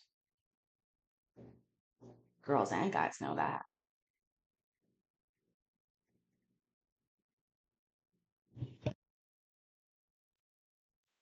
hard to figure out that sheet. They kind of partially explained it to me. I tried made heads or tails of what I could. It's hard to put a whole lot of emphasis if I don't know what it all means. Well, it was also like there was like a burning smell in the school. They said it was up to the parents to send the kids to school. It was one day the heat was not working. The electric, the power was out, so they didn't have school. Could be like anything like that. And I mean, it's not, school in Michigan isn't compulsory until, a lot of people think kindergarten, but really it's first grade. It's not mandatory that your kids go to school. Now, certainly if they're enrolled, you're trying to get them in the habit, and there's a preschool, a learning function, you know, they're gonna miss stuff if they don't go, but it's not actionable as truancy until first grade. So, you know, it's really hard to, you know, there's should and there's must. So if you got them enrolled for school and it's not compulsory though, yeah, they should be there. But it's not really until first grade when you must have them there when they're able to go. And that can be a basis or kind of add to a basis for a change of custody. So, you know, at this point,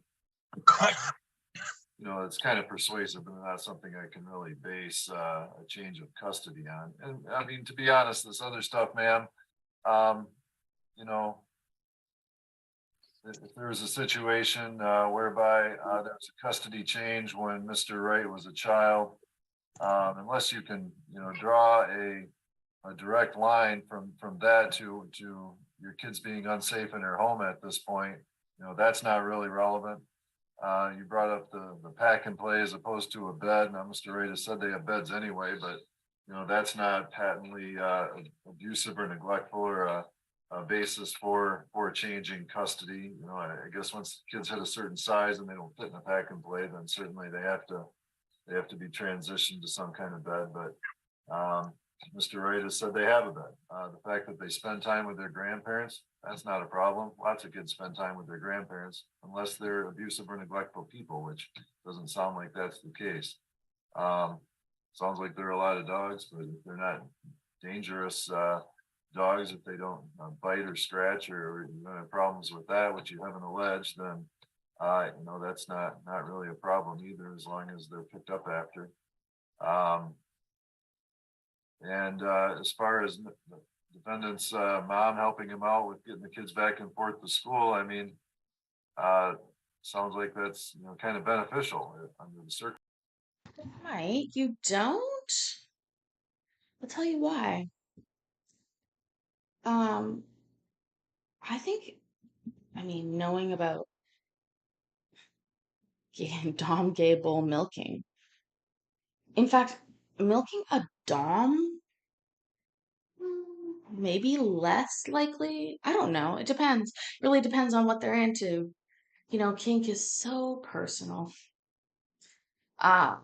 Honestly, though, no, in reality, the reason I mention that is because recently I read something about that where breast milk and human breast milk is the only sort of milk product that is vegan. Kink is a lot of fun. Oh, you don't have to sell me on that. Put in exclamation mark kink, Mike. See what comes up in our chat room. It is open and fun. This is almost over, you guys. I don't want to listen to past me talk about this case because mostly I'm disappointed in her. She only has a minute and 20 or 10 seconds left in this entire video for them to finish and me to sum it up. And I'm just like, gosh, they're usually so much more verbose than that. But anyways, we've got one more thing for us to watch tonight. Mike, that's super cute. That's not shocking. But I get the joke about the shocker, but we have a real ongoing attempt for people to try and shock me. It's literally impossible. And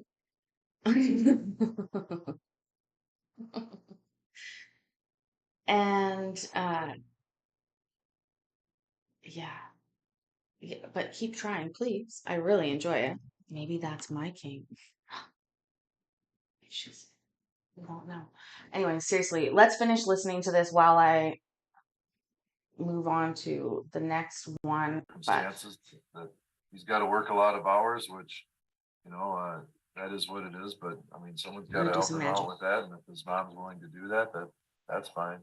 I just don't see anything that you've alleged here that would be the basis for a change in circumstances or proper cause, which is the first step in changing custody. You have to prove either a change in circumstances or proper cause, just to open the door to allow the court to consider the motion. And what you've alleged doesn't meet that standard. So based on that reasoning, your motion would be dismissed. Custody and parenting time would remain as currently ordered.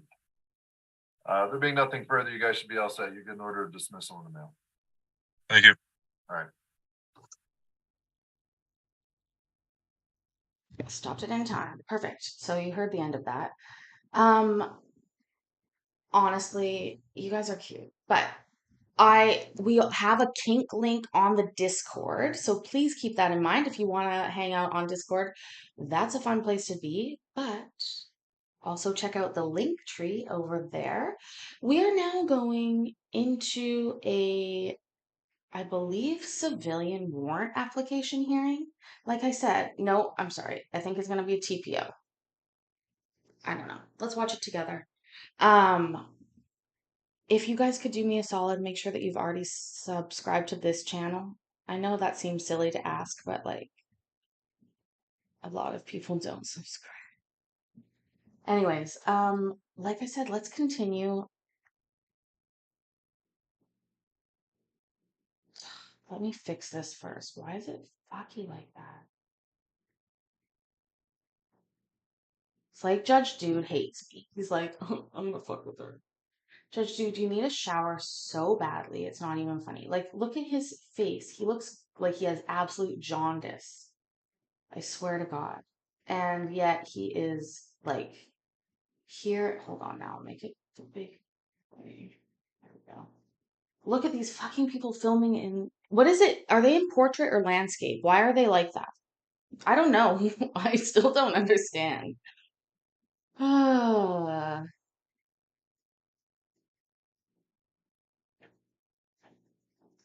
Also, yeah. They got their phones in portrait. That's what it is. So it's like there. Okay, let's get going with this one. And maybe I'll go quickly look up the terms and conditions of YouTube and see what I'm allowed to show. That might shock you. Since it's only late. Hector, maybe. Feels like the old days. I'll post the Discord. I don't mean the old days on the old channel.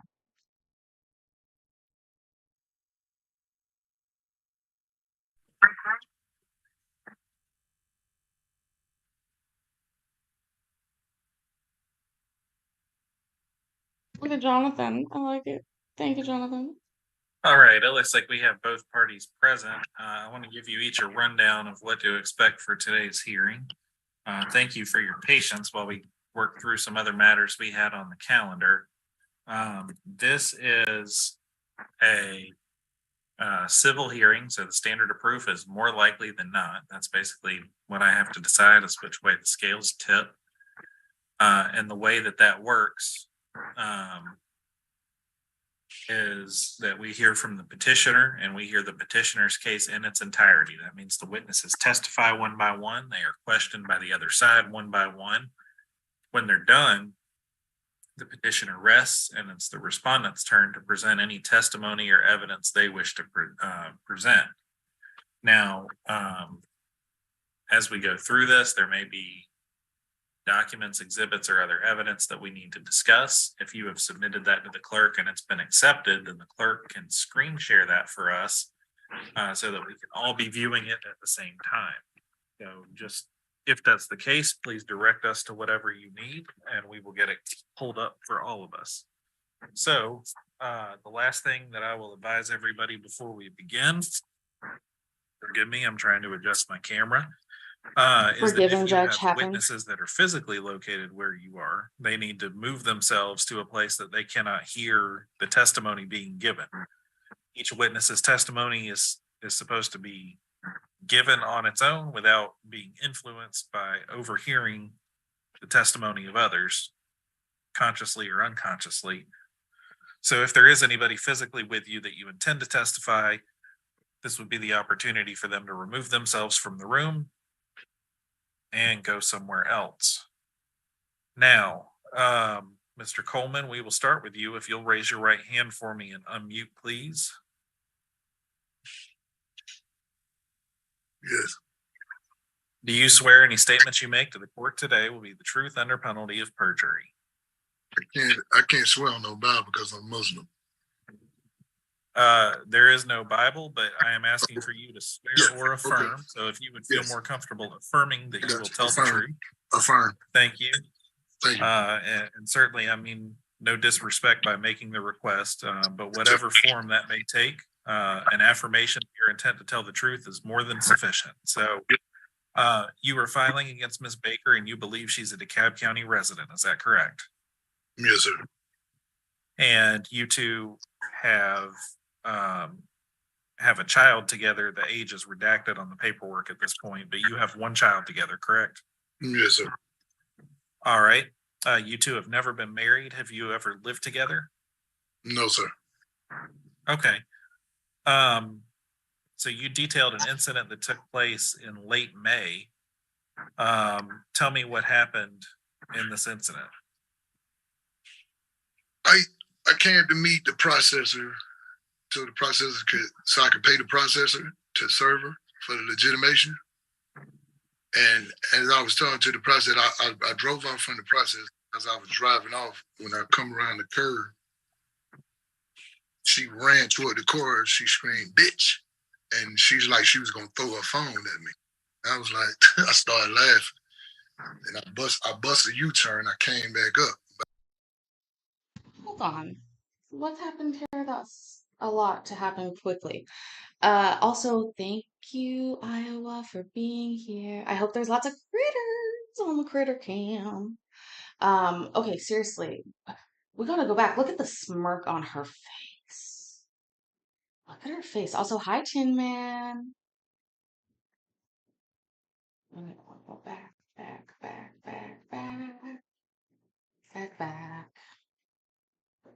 Play. Hey, tell me what happened in this incident.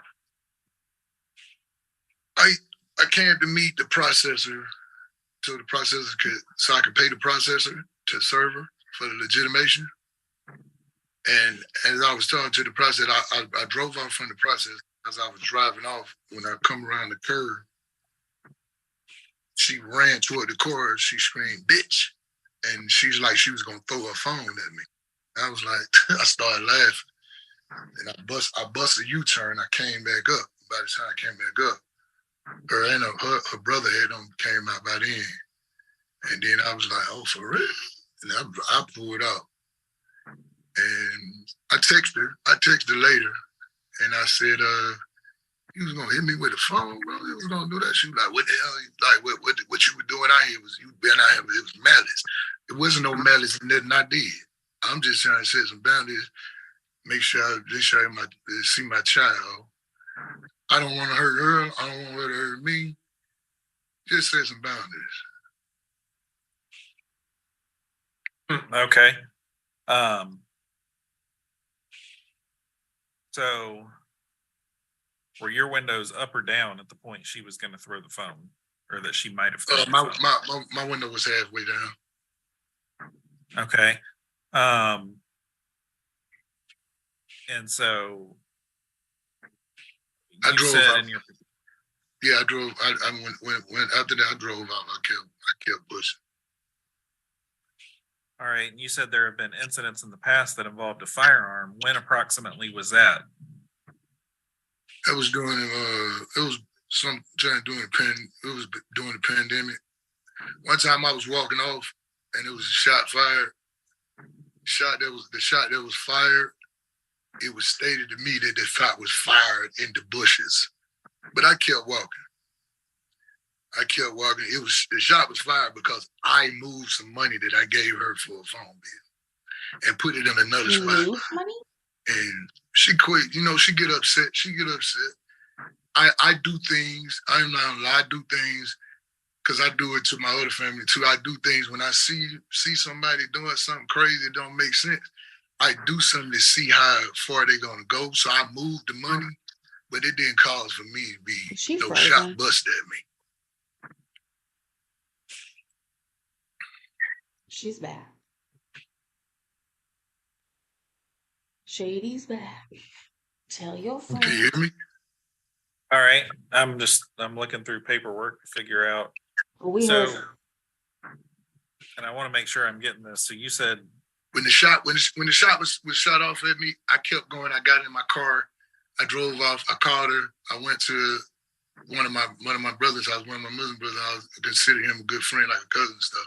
I went there to get my hair cut, and I was explaining to him what was going on at the time. I was explaining to him. I was texting her back and forth too at the same time. And So do you the incident know? was let go. The incident was let go because I love her. You feel me? So I let it go because I'm not with it. I'm not with the food and like that. We don't came so far now that way. I got a child with her now.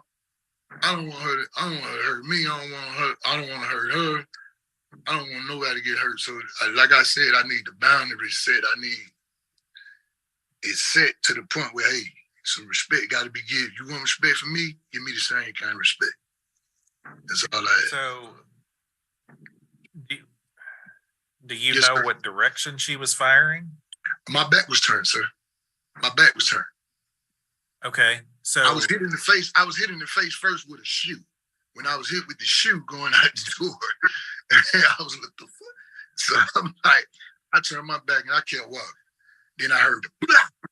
When I heard the blah, I was like, I know she that. So I kept walking because it was neighbors out there, and I didn't want them to think nobody was shooting.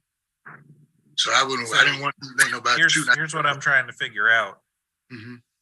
Is it possible that somebody fired a shot in the air or fired a shot into the ground as opposed to firing a shot at you?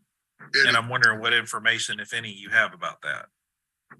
I just told you the shot was fired at me, but she stated that she fired it in the bushes.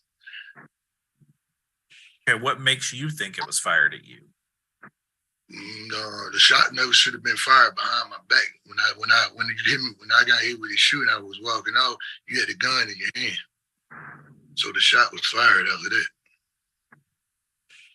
I didn't get hit. Okay. Yes. Was the gun that she had one that you were accustomed to seeing her with? Yes. Yes. Okay. And your child was born this year, is that correct? Yes. She wasn't. She hadn't conceived yet back then when this happened. Okay, that was an older incident. Yeah. That's And so, for clarity's sake, has there been a point in the last few years that you've undergone a legal name change? I did a legal name change before the pandemic. Okay. Do you have a guess as to what year that was? 18, 19. Okay. So we'll say 18, 4 or 5 19. years How ago. old are That's you, a good sir? timetable. Yes. And prior to the name change, what were you known by? Cedric. Okay. All right. So let me see, Mr. Coleman. So is there anything else I should have asked you about acts of violence or threats of violence involving Miss Baker that I have not thought to ask you yet? That's basically it. The only thing I just said what I said. I just need to set up a boundary. Other than that, All right. So my child. now you described this incident in May. Have you seen Miss Baker in person since then? No, I haven't seen her. The last time I spoke to her was May the 29th when I was texting her. We was texting for that, but that's around the time she was served. And then she told me the next day I kept calling her trying to get her money. Oh, yeah. They always text. No, I'm joking, actually. In these cases, the guy is always often the person who's getting, although he's the petitioner. So he was messaging her, but he wants the TPO. I'm confused. That's backwards. That's a little weird. Hmm.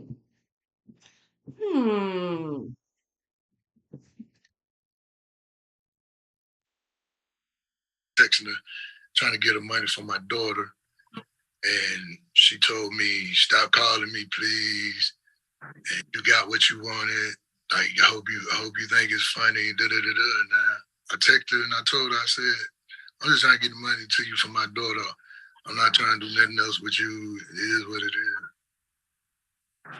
All right. And so prior to May, when was the May 25th incident? Prior to that, when was the last time you had been in contact with her? Before the May 25th contact, it was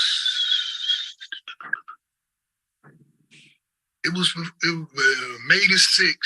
May the 6th, like 1:30 in the morning, 1:33 or something like that in the morning. I got a call from her. She was out, and she called me and woke me up and told me she needed me to come to get her because her friend or somebody, her friend and her friend boyfriend was fighting.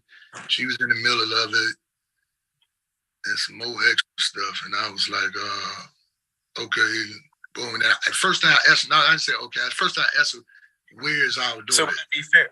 Let me just jump in. Would it be fair to say that you two only speak to each other? Maybe we're speaking every few weeks up until the incident. Was it a sporadic thing?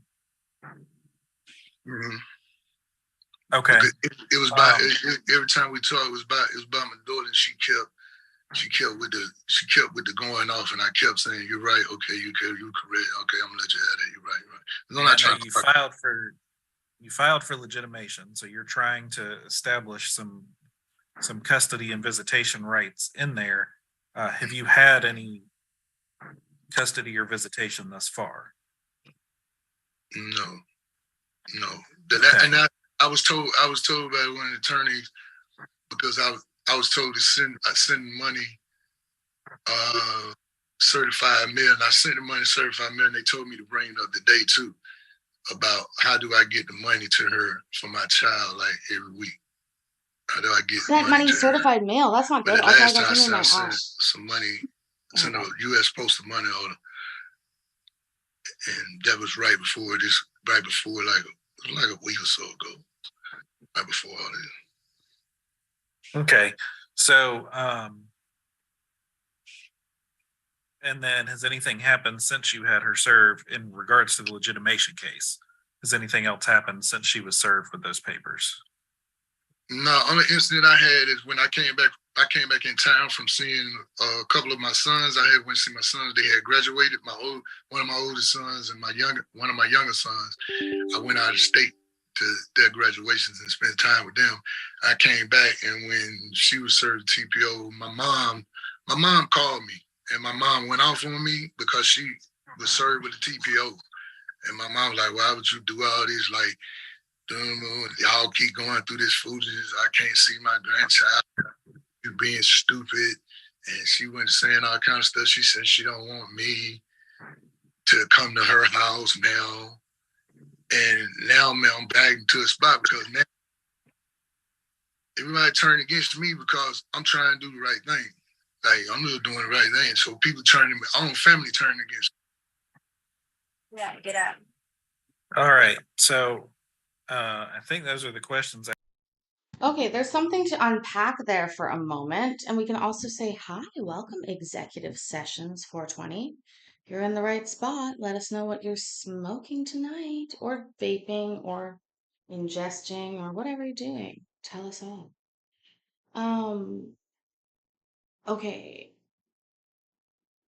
Is it his mom that said that he's a bad guy? I think it is.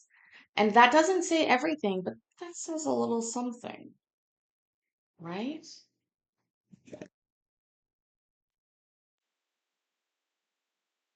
I have for you at this time, Mr. Coleman. So, Ms. Baker, do you have questions that you think I need to ask Mr. Coleman? Keeping in mind you'll be able to testify or present evidence as well. No. We babby. All right, Mr. Coleman, do you have any other witnesses you intend to call? Nah, the people that I know, they know what stuff we done been through, but those guys ain't gonna. They not gonna do that. Everything like I said. All right. So, Miss Baker, he is rested. This is your opportunity to present your portion of the case. Keeping in mind your testimony can be used against you. Do you have any, do you wish to give any testimony today? Yes. All right. Can you please raise your right hand as best you're able? Do you swear any statements you make to the court today will be the truth under penalty of perjury? Yes. Yeah. All right. You can put your hand down.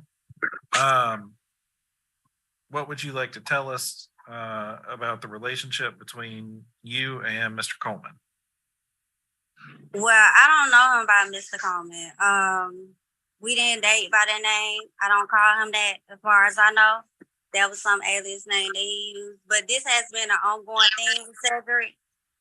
We've been back and forth with this trauma for the longest now. Cedric is just really trying to flip the script at this point now. Did she say with this charmer? Also, look at his face during this freeze frame. Oh my God. Okay, so did she say I didn't date him by that name and we've been dealing with this charmer? Is that what she said? Oh, love it.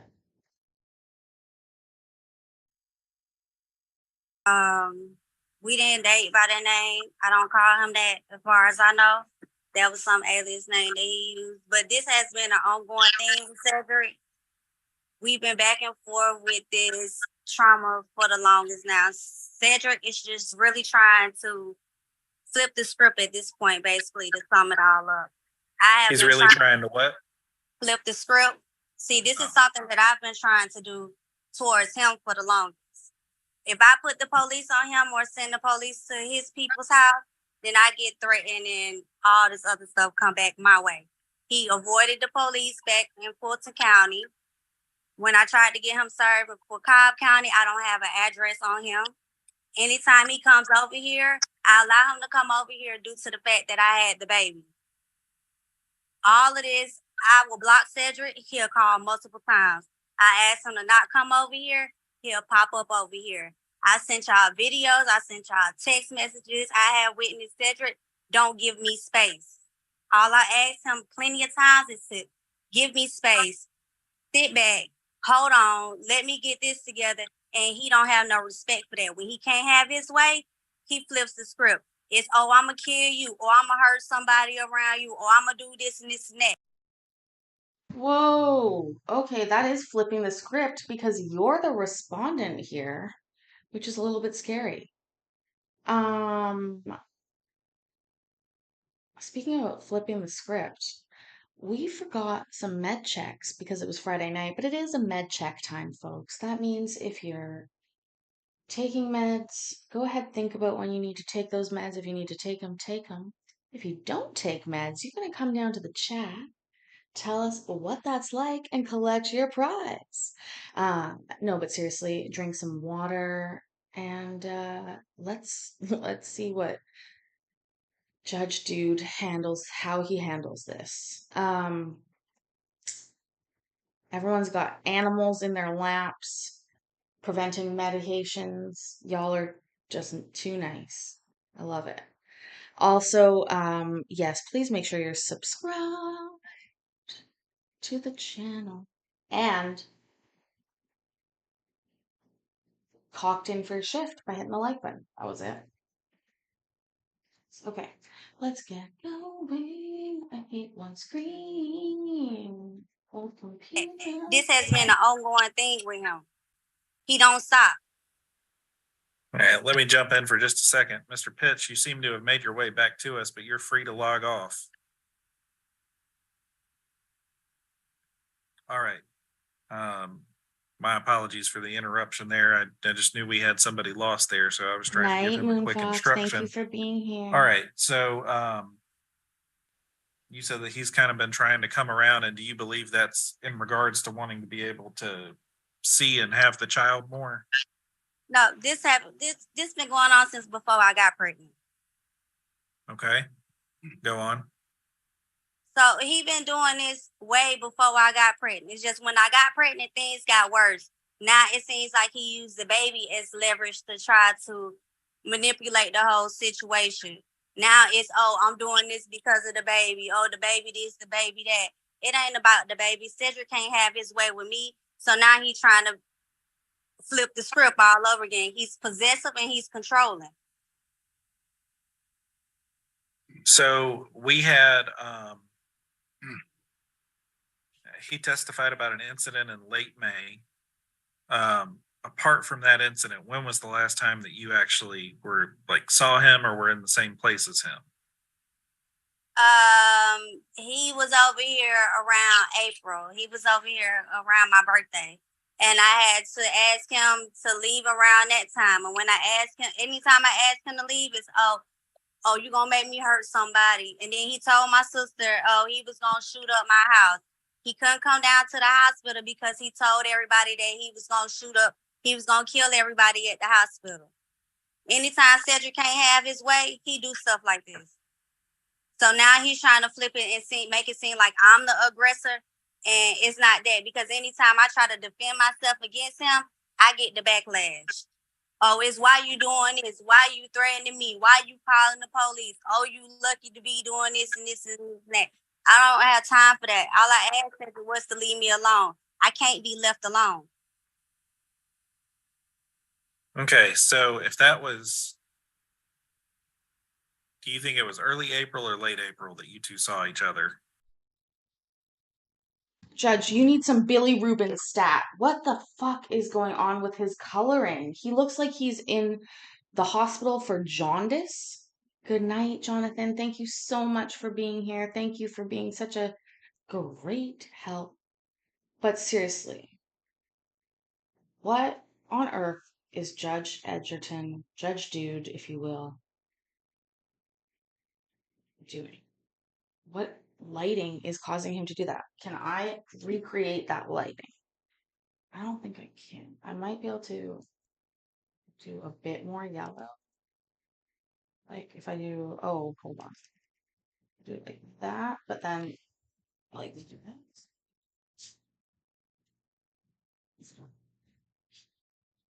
Okay, we're getting a little closer. Not really. It's just bad lighting. Okay.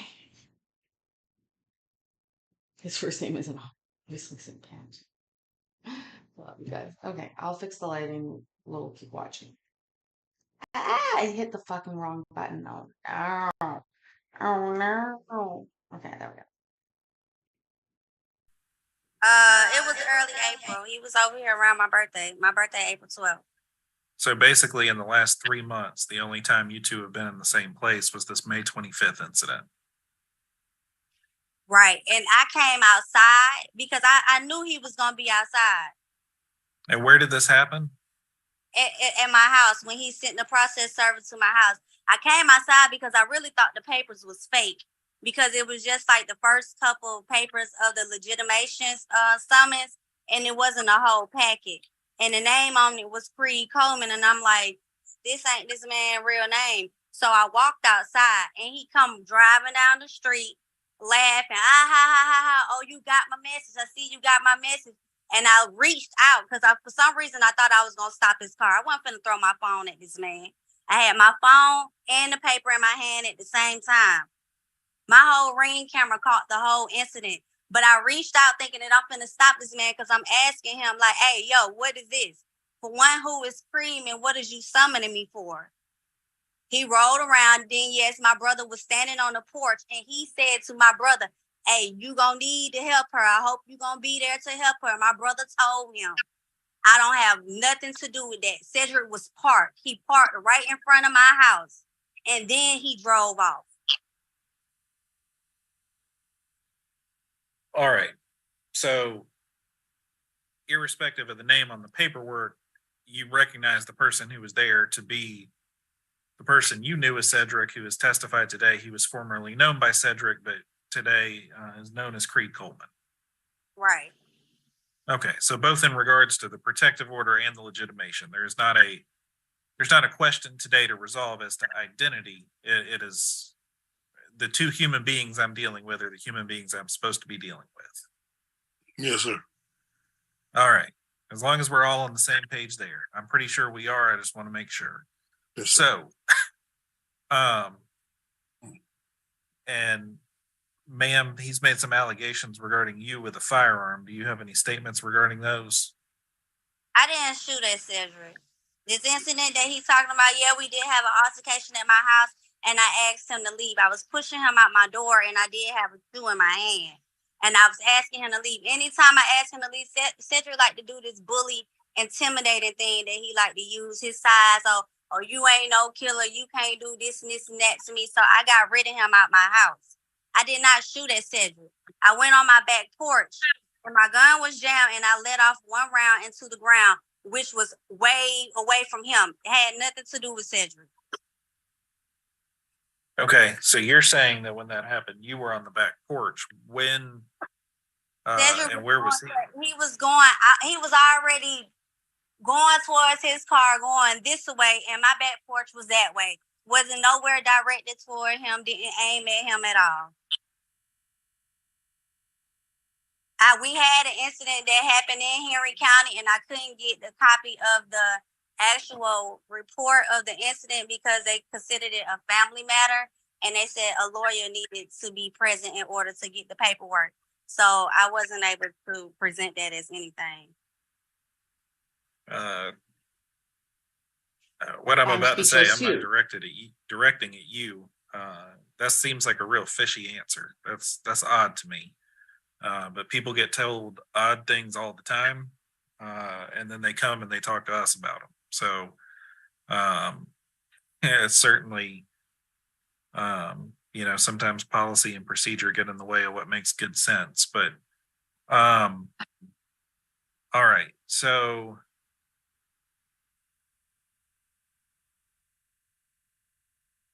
I don't think I have any questions for you at this point. Mr. Coleman, do you have any other questions that you think the court needs to ask of this witness? Yes, sir. It was just stated before you saw me on May that before I was seen on May the 25th with the processor that I hadn't been seen since April, right? That's what she was thinking. Okay, that's what she was thinking. That that's what she stated that, sir. Right. So she said that there had been communication in between, but she was thinking that it was April around her birthday the last time you two were in the same place. No, he came over here. Hang on. Okay, go ahead, ma'am. Yeah, the night of after Cinco de Mayo, the night I did call him, I asked him to come and get me, but he started talking. The what? The night I did call him, he came over here. Hang on. Okay, go ahead, ma'am. Yeah, the night of after Cinco de Mayo, the night I did call him, I asked him to come and get me, but he started talking to other mess. I told him to not come get me, and I came home. Well, I came home probably 2 hours after I spoke to him, and Cedric came over here and started beating on my window. He started screaming at my mother, and he was sitting outside, and I recorded it, and I asked him to leave. I asked him, anytime I ask him to leave, he's not gonna leave. All right, so hang on a second. Let me stop you there. Mr. Coleman. Again, keep in mind, like, she is not the petitioner in this case. I know what she's saying, Cachette, and it's not good. Like, if she was saying these things and alleging them in her petition as the petitioner, I would be thinking we're going to be getting this issued. But she's the respondent. This seems a little weird because this may be his attempt again. I don't know.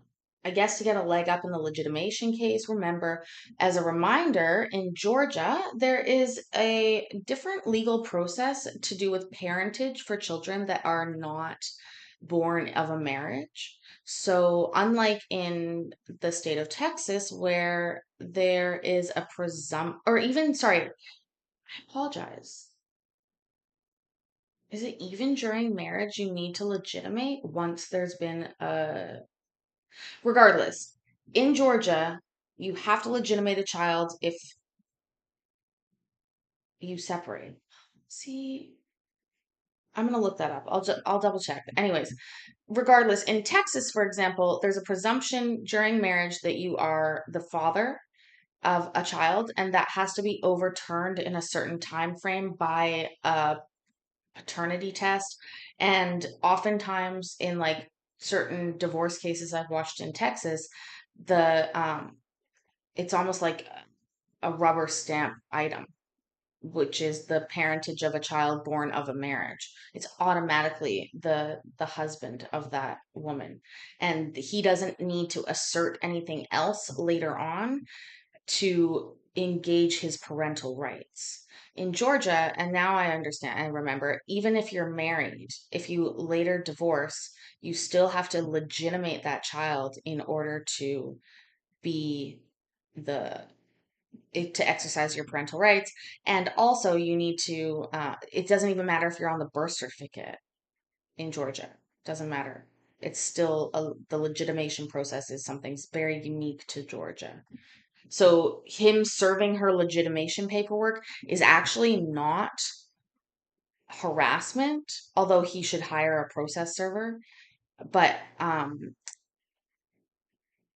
now that she's been served, he shouldn't harass her about it. But communicating for an official purpose, like him trying to legitimate that child in the proper manner, is not necessarily harassment. But if any of the other stuff that he's done, that she said he's done has happened, then she probably could be getting a freaking TPO against him. But this isn't like the movies. So she's going to say, well, I want a TPO against him. And the judge is going to say, well, you didn't file it like that. And we have to follow the law. You're not the petitioner. Oh, is she the petitioner? Or is that just their case number? No, that's just their case number. But so you can see she has O4R as the respondent. He's O4P. Anyways, let's continue. We'll finish this off. I don't remember what happens in this one. I'm gonna say it gets denied, but I really don't recall. It might even be a cock block. Who knows? Let's keep going. Also, no need for apologies, T-Rex. We're having a good time here. No sleep shaming, no slut shaming, no kink shaming, not much shaming, unless that's your kink and you can tell us that. And then, yeah, sure, we'll kink shame you. She Or is shame saying you. that you two were in the same place that same night. You indicated that there were text messages exchanged. Listen, that's what I'm sitting up there telling you. At 1:30 in the morning, I was never asked not to come or nothing. I kept texting her. I got the text messages still. I kept texting her saying, why would you have me? At 1:30 in the morning, I was never asked not to come. Well, sir, that is what she said. You come out here. Why would you do this? Why did you do that? Came to her house after I was riding around there looking for her for hours. But she finally texted me back. Boy, gone. You stupid. Shut your dumb ass up. She said all this. And then she hit me. By the time I pulled up to her house, she hit my phone and said, I'm home. My bae. She didn't say baby. She said, bae, okay. Good night. Talk to you tomorrow. By that time, I knocked on the window. When I knocked on the window, her mom came to the window talking about, what do you want? I told her mom straight up. I said, shut the F up. I'm talking to my daughter mother. I said, come outside. So I went back to my car. I sat down. She went to talking loud. It's all on her Ring camera. She told me she was gonna bust me. She's gonna do this. She's gonna do that. She's gonna kill me. She got on the call to call 911. 911 has that call. See, she's not putting all this in there. 911 has that call. Where she said, y'all here come get this pussy. I'm gonna bust this pussy. You don't get legitimation. You can't tell me what to do with her. You can't do nothing because you ain't got no legitimization pussy. Then she invited me to suck her penis, and she don't have a penis. She went to grabbing her pants like she had one. She didn't say penis. She actually said dick. She had some more people on the phone with her. Then I told her, I'm going to wait for the police to come so they can make a report of this. This is exactly what I told her. I said, I need. Oh my god, I forgot. Oh my god, I forgot. Oh my god, I forgot. I can't believe I didn't remember this part until this happened. Free Iraq.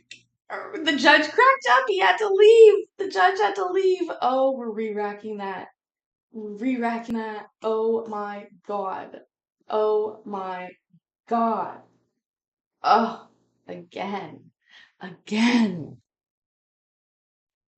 Her mom came to the window talking about, what do you want? I told her mom straight up. I said, shut the F up. I'm talking to my daughter mother. I said, come outside. So I went back to my car. I sat down. She went to talking loud. It's all on her ring camera. She told me she was gonna bust me. She's gonna do this. She's gonna do that. She's gonna kill me. She got on the call to call 911. 911 has that call.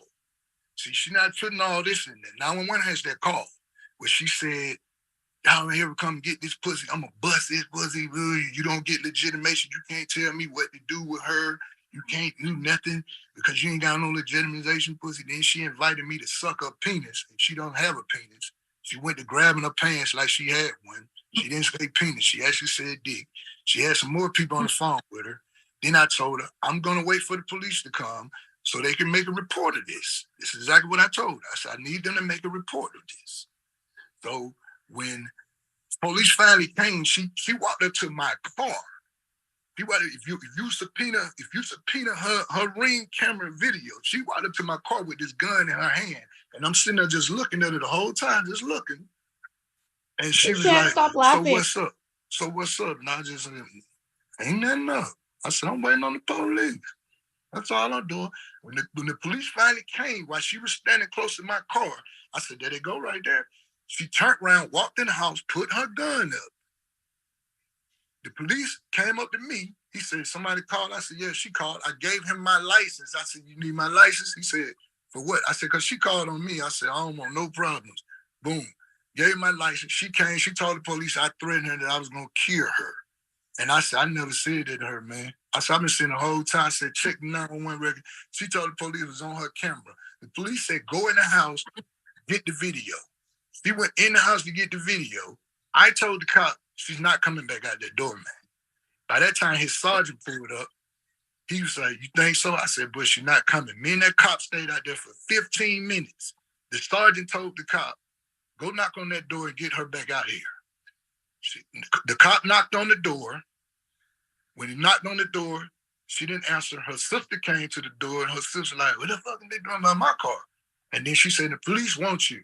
She told her sister, close my motherfucking door. I don't have to talk to them. She said exactly like that. The cop came back, gave me my driver's license, and told me, man, she told you to get legitimization? Go get legitimization, because I already see this going to be a problem.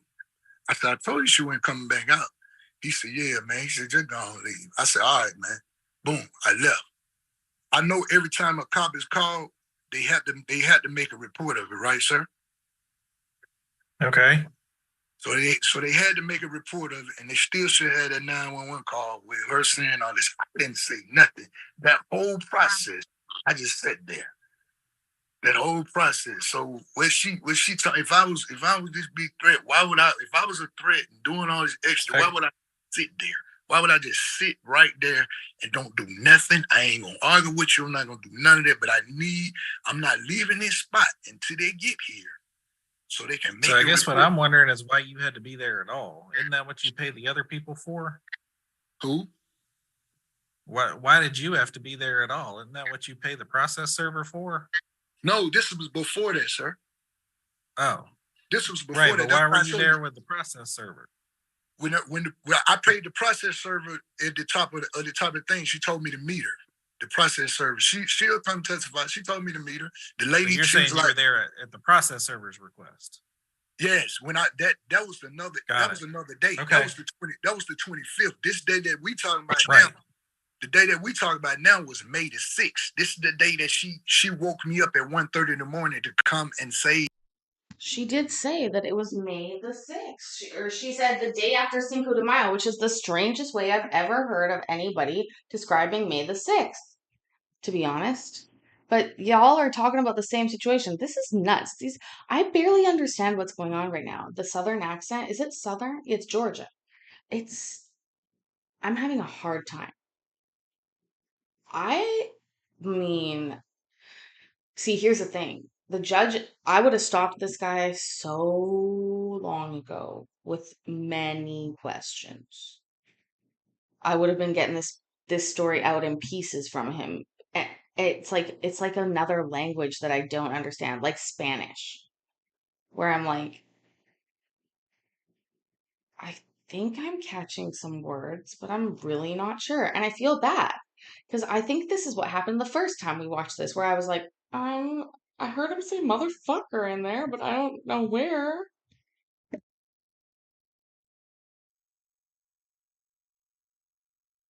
Leave her and come and get her. She was drunk and stuff.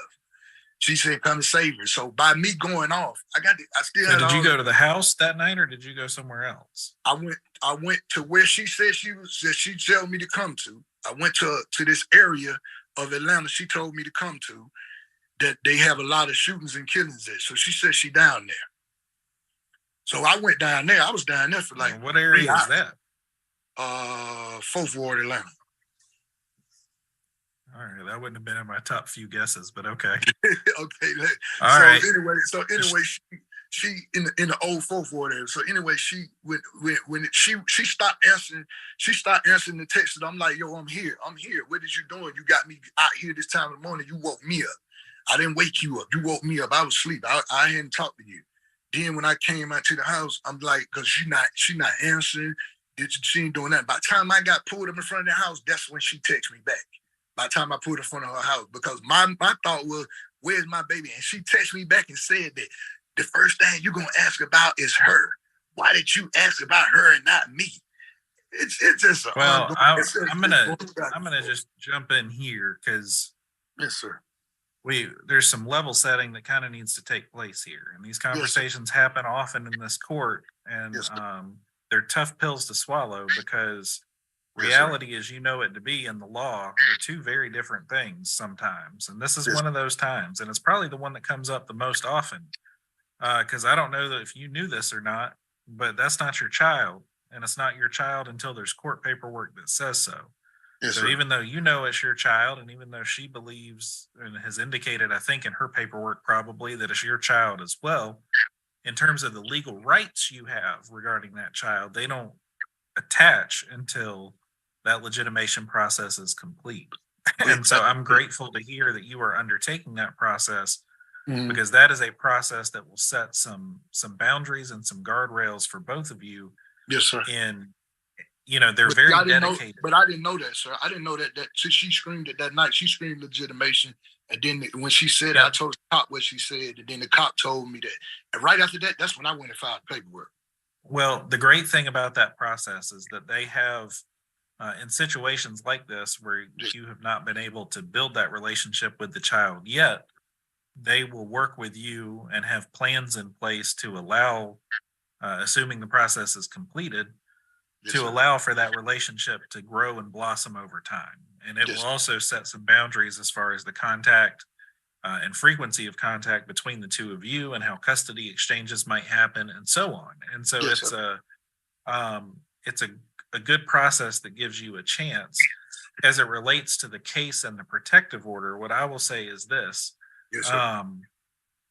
the contact between the two of you to this point has been very limited, and there are provisions in the protective orders that really deal with the concept of emergency intervention and things of that nature. And the state of this relationship and the state of your lives is not such that the evidence is there for this to believe that this is the type of situation where this type of court order is the right court order to issue. And what I liken it to is, if you have a toolbox, there might be a job for a screwdriver, or there might be a job for a hammer or a wrench. But if you've got one and not the other two, you might not be able to do the job correctly, and who knows how it ends up.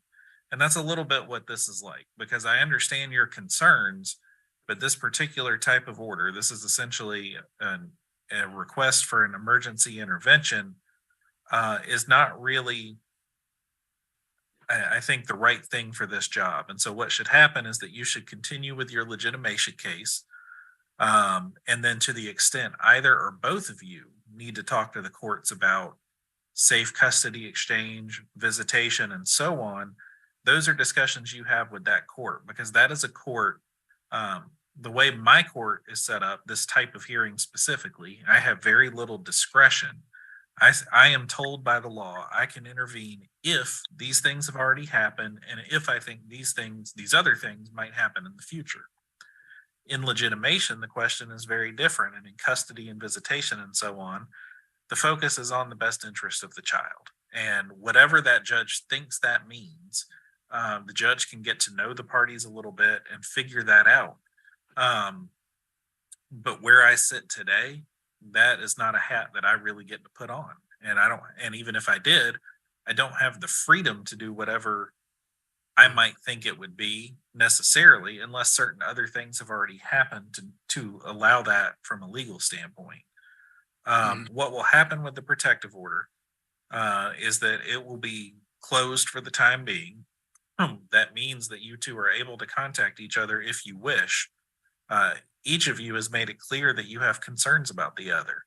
And so what I would say is that you two should communicate clearly but politely with each other to the extent you need to, and set those boundaries. And if the other person sets a boundary, then the other side needs to respect it. If somebody says, don't come to my house, don't come to the house. If somebody says, you're not allowed to see the child yet, then if she's the mother and she's the only one that has custody rights, she gets to say that, whether that's something you agree with or not. And this is not a situation where it presents an expectation that you two will be in the same place unless one of you goes out of your way to put yourself there. And so this isn't a situation where somebody is leaving a formerly shared home or anything like that would require a lot of back and forth or overlapping social circles and so on. And so I don't believe that the evidence presented today is sufficient for the extension of the order. And so the case will be closed out sometime later this week. And then the legitimation case can proceed on as needed, because the judge there will also have the ability to put any safeguards or protections in place that they think are appropriate regarding your child. I try to avoid using names since we're streaming on YouTube just for privacy reasons, but regarding M, when that court case works its way through the system. And so we're going to place you both in the waiting room. You're going to be free to log off. If you had anyone else who is here regarding this proceeding, then they also have the ability to log off as well, and you're welcome to let them know that through phone call, text message, or whatever it may be. And I hope you both have a good rest of your day. Okay, question before we log off. All right, Mr. Coleman. Question before we log off. Okay. I want to know. I need. Is this all on record, sir? I guess the answer to your question is kind of. It's a little bit hard to explain, but no, because I want to say if anything happens to me personally, or somebody approaches me personally, any kind of way, anybody on her behalf, any kind of way approaches me personally, I want it to be known before I do actions to protect myself. Well, if there are issues, regardless of what you believe the source of those issues to be, okay, as a legal matter, yes, sir, that would be in a civil case, your burden of proof as the plaintiff, and in a criminal case, it would be the state of Georgia's burden of proof as the person who's bringing criminal charges against somebody else. Yes, sir. So your inferences, your expectations may be based on good faith belief and statistically sound, but it still requires proof when it plays out, whether that's circumstantial evidence or direct, and there is a process for that if it's needed in the future. If anybody has other things occur that require the refiling of a petition, then a new case number will be generated if necessary, and then heard by the court. But for the time being, this case will be closed, and I hope you both. We live and die by the unavailable screen. It's where I used to scream.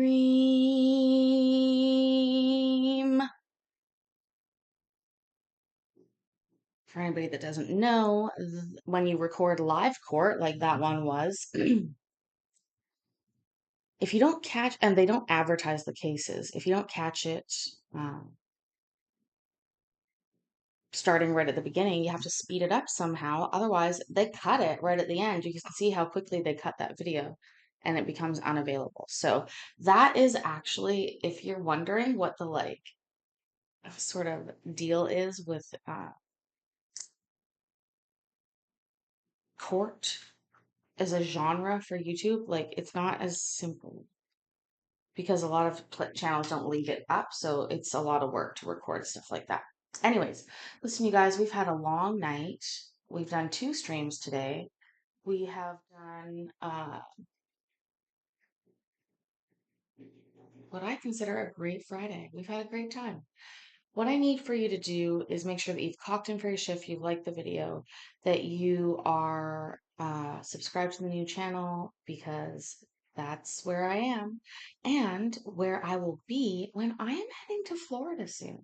I'm very excited for this trip. It will be a work trip. So that means you can expect to see me streaming and working while I'm away. Don't worry, I'm not going anywhere. You're stuck with me, but you're going to see me have culture shock for the United States of America, coming from Canada, and I want to share that journey with you. So make sure that you're subscribed with your notifications on because I don't fucking know when I'm going live. You might want to. Anyways, I love you very much. Remember that. I'm proud of you. And I'll see you tomorrow. Bye.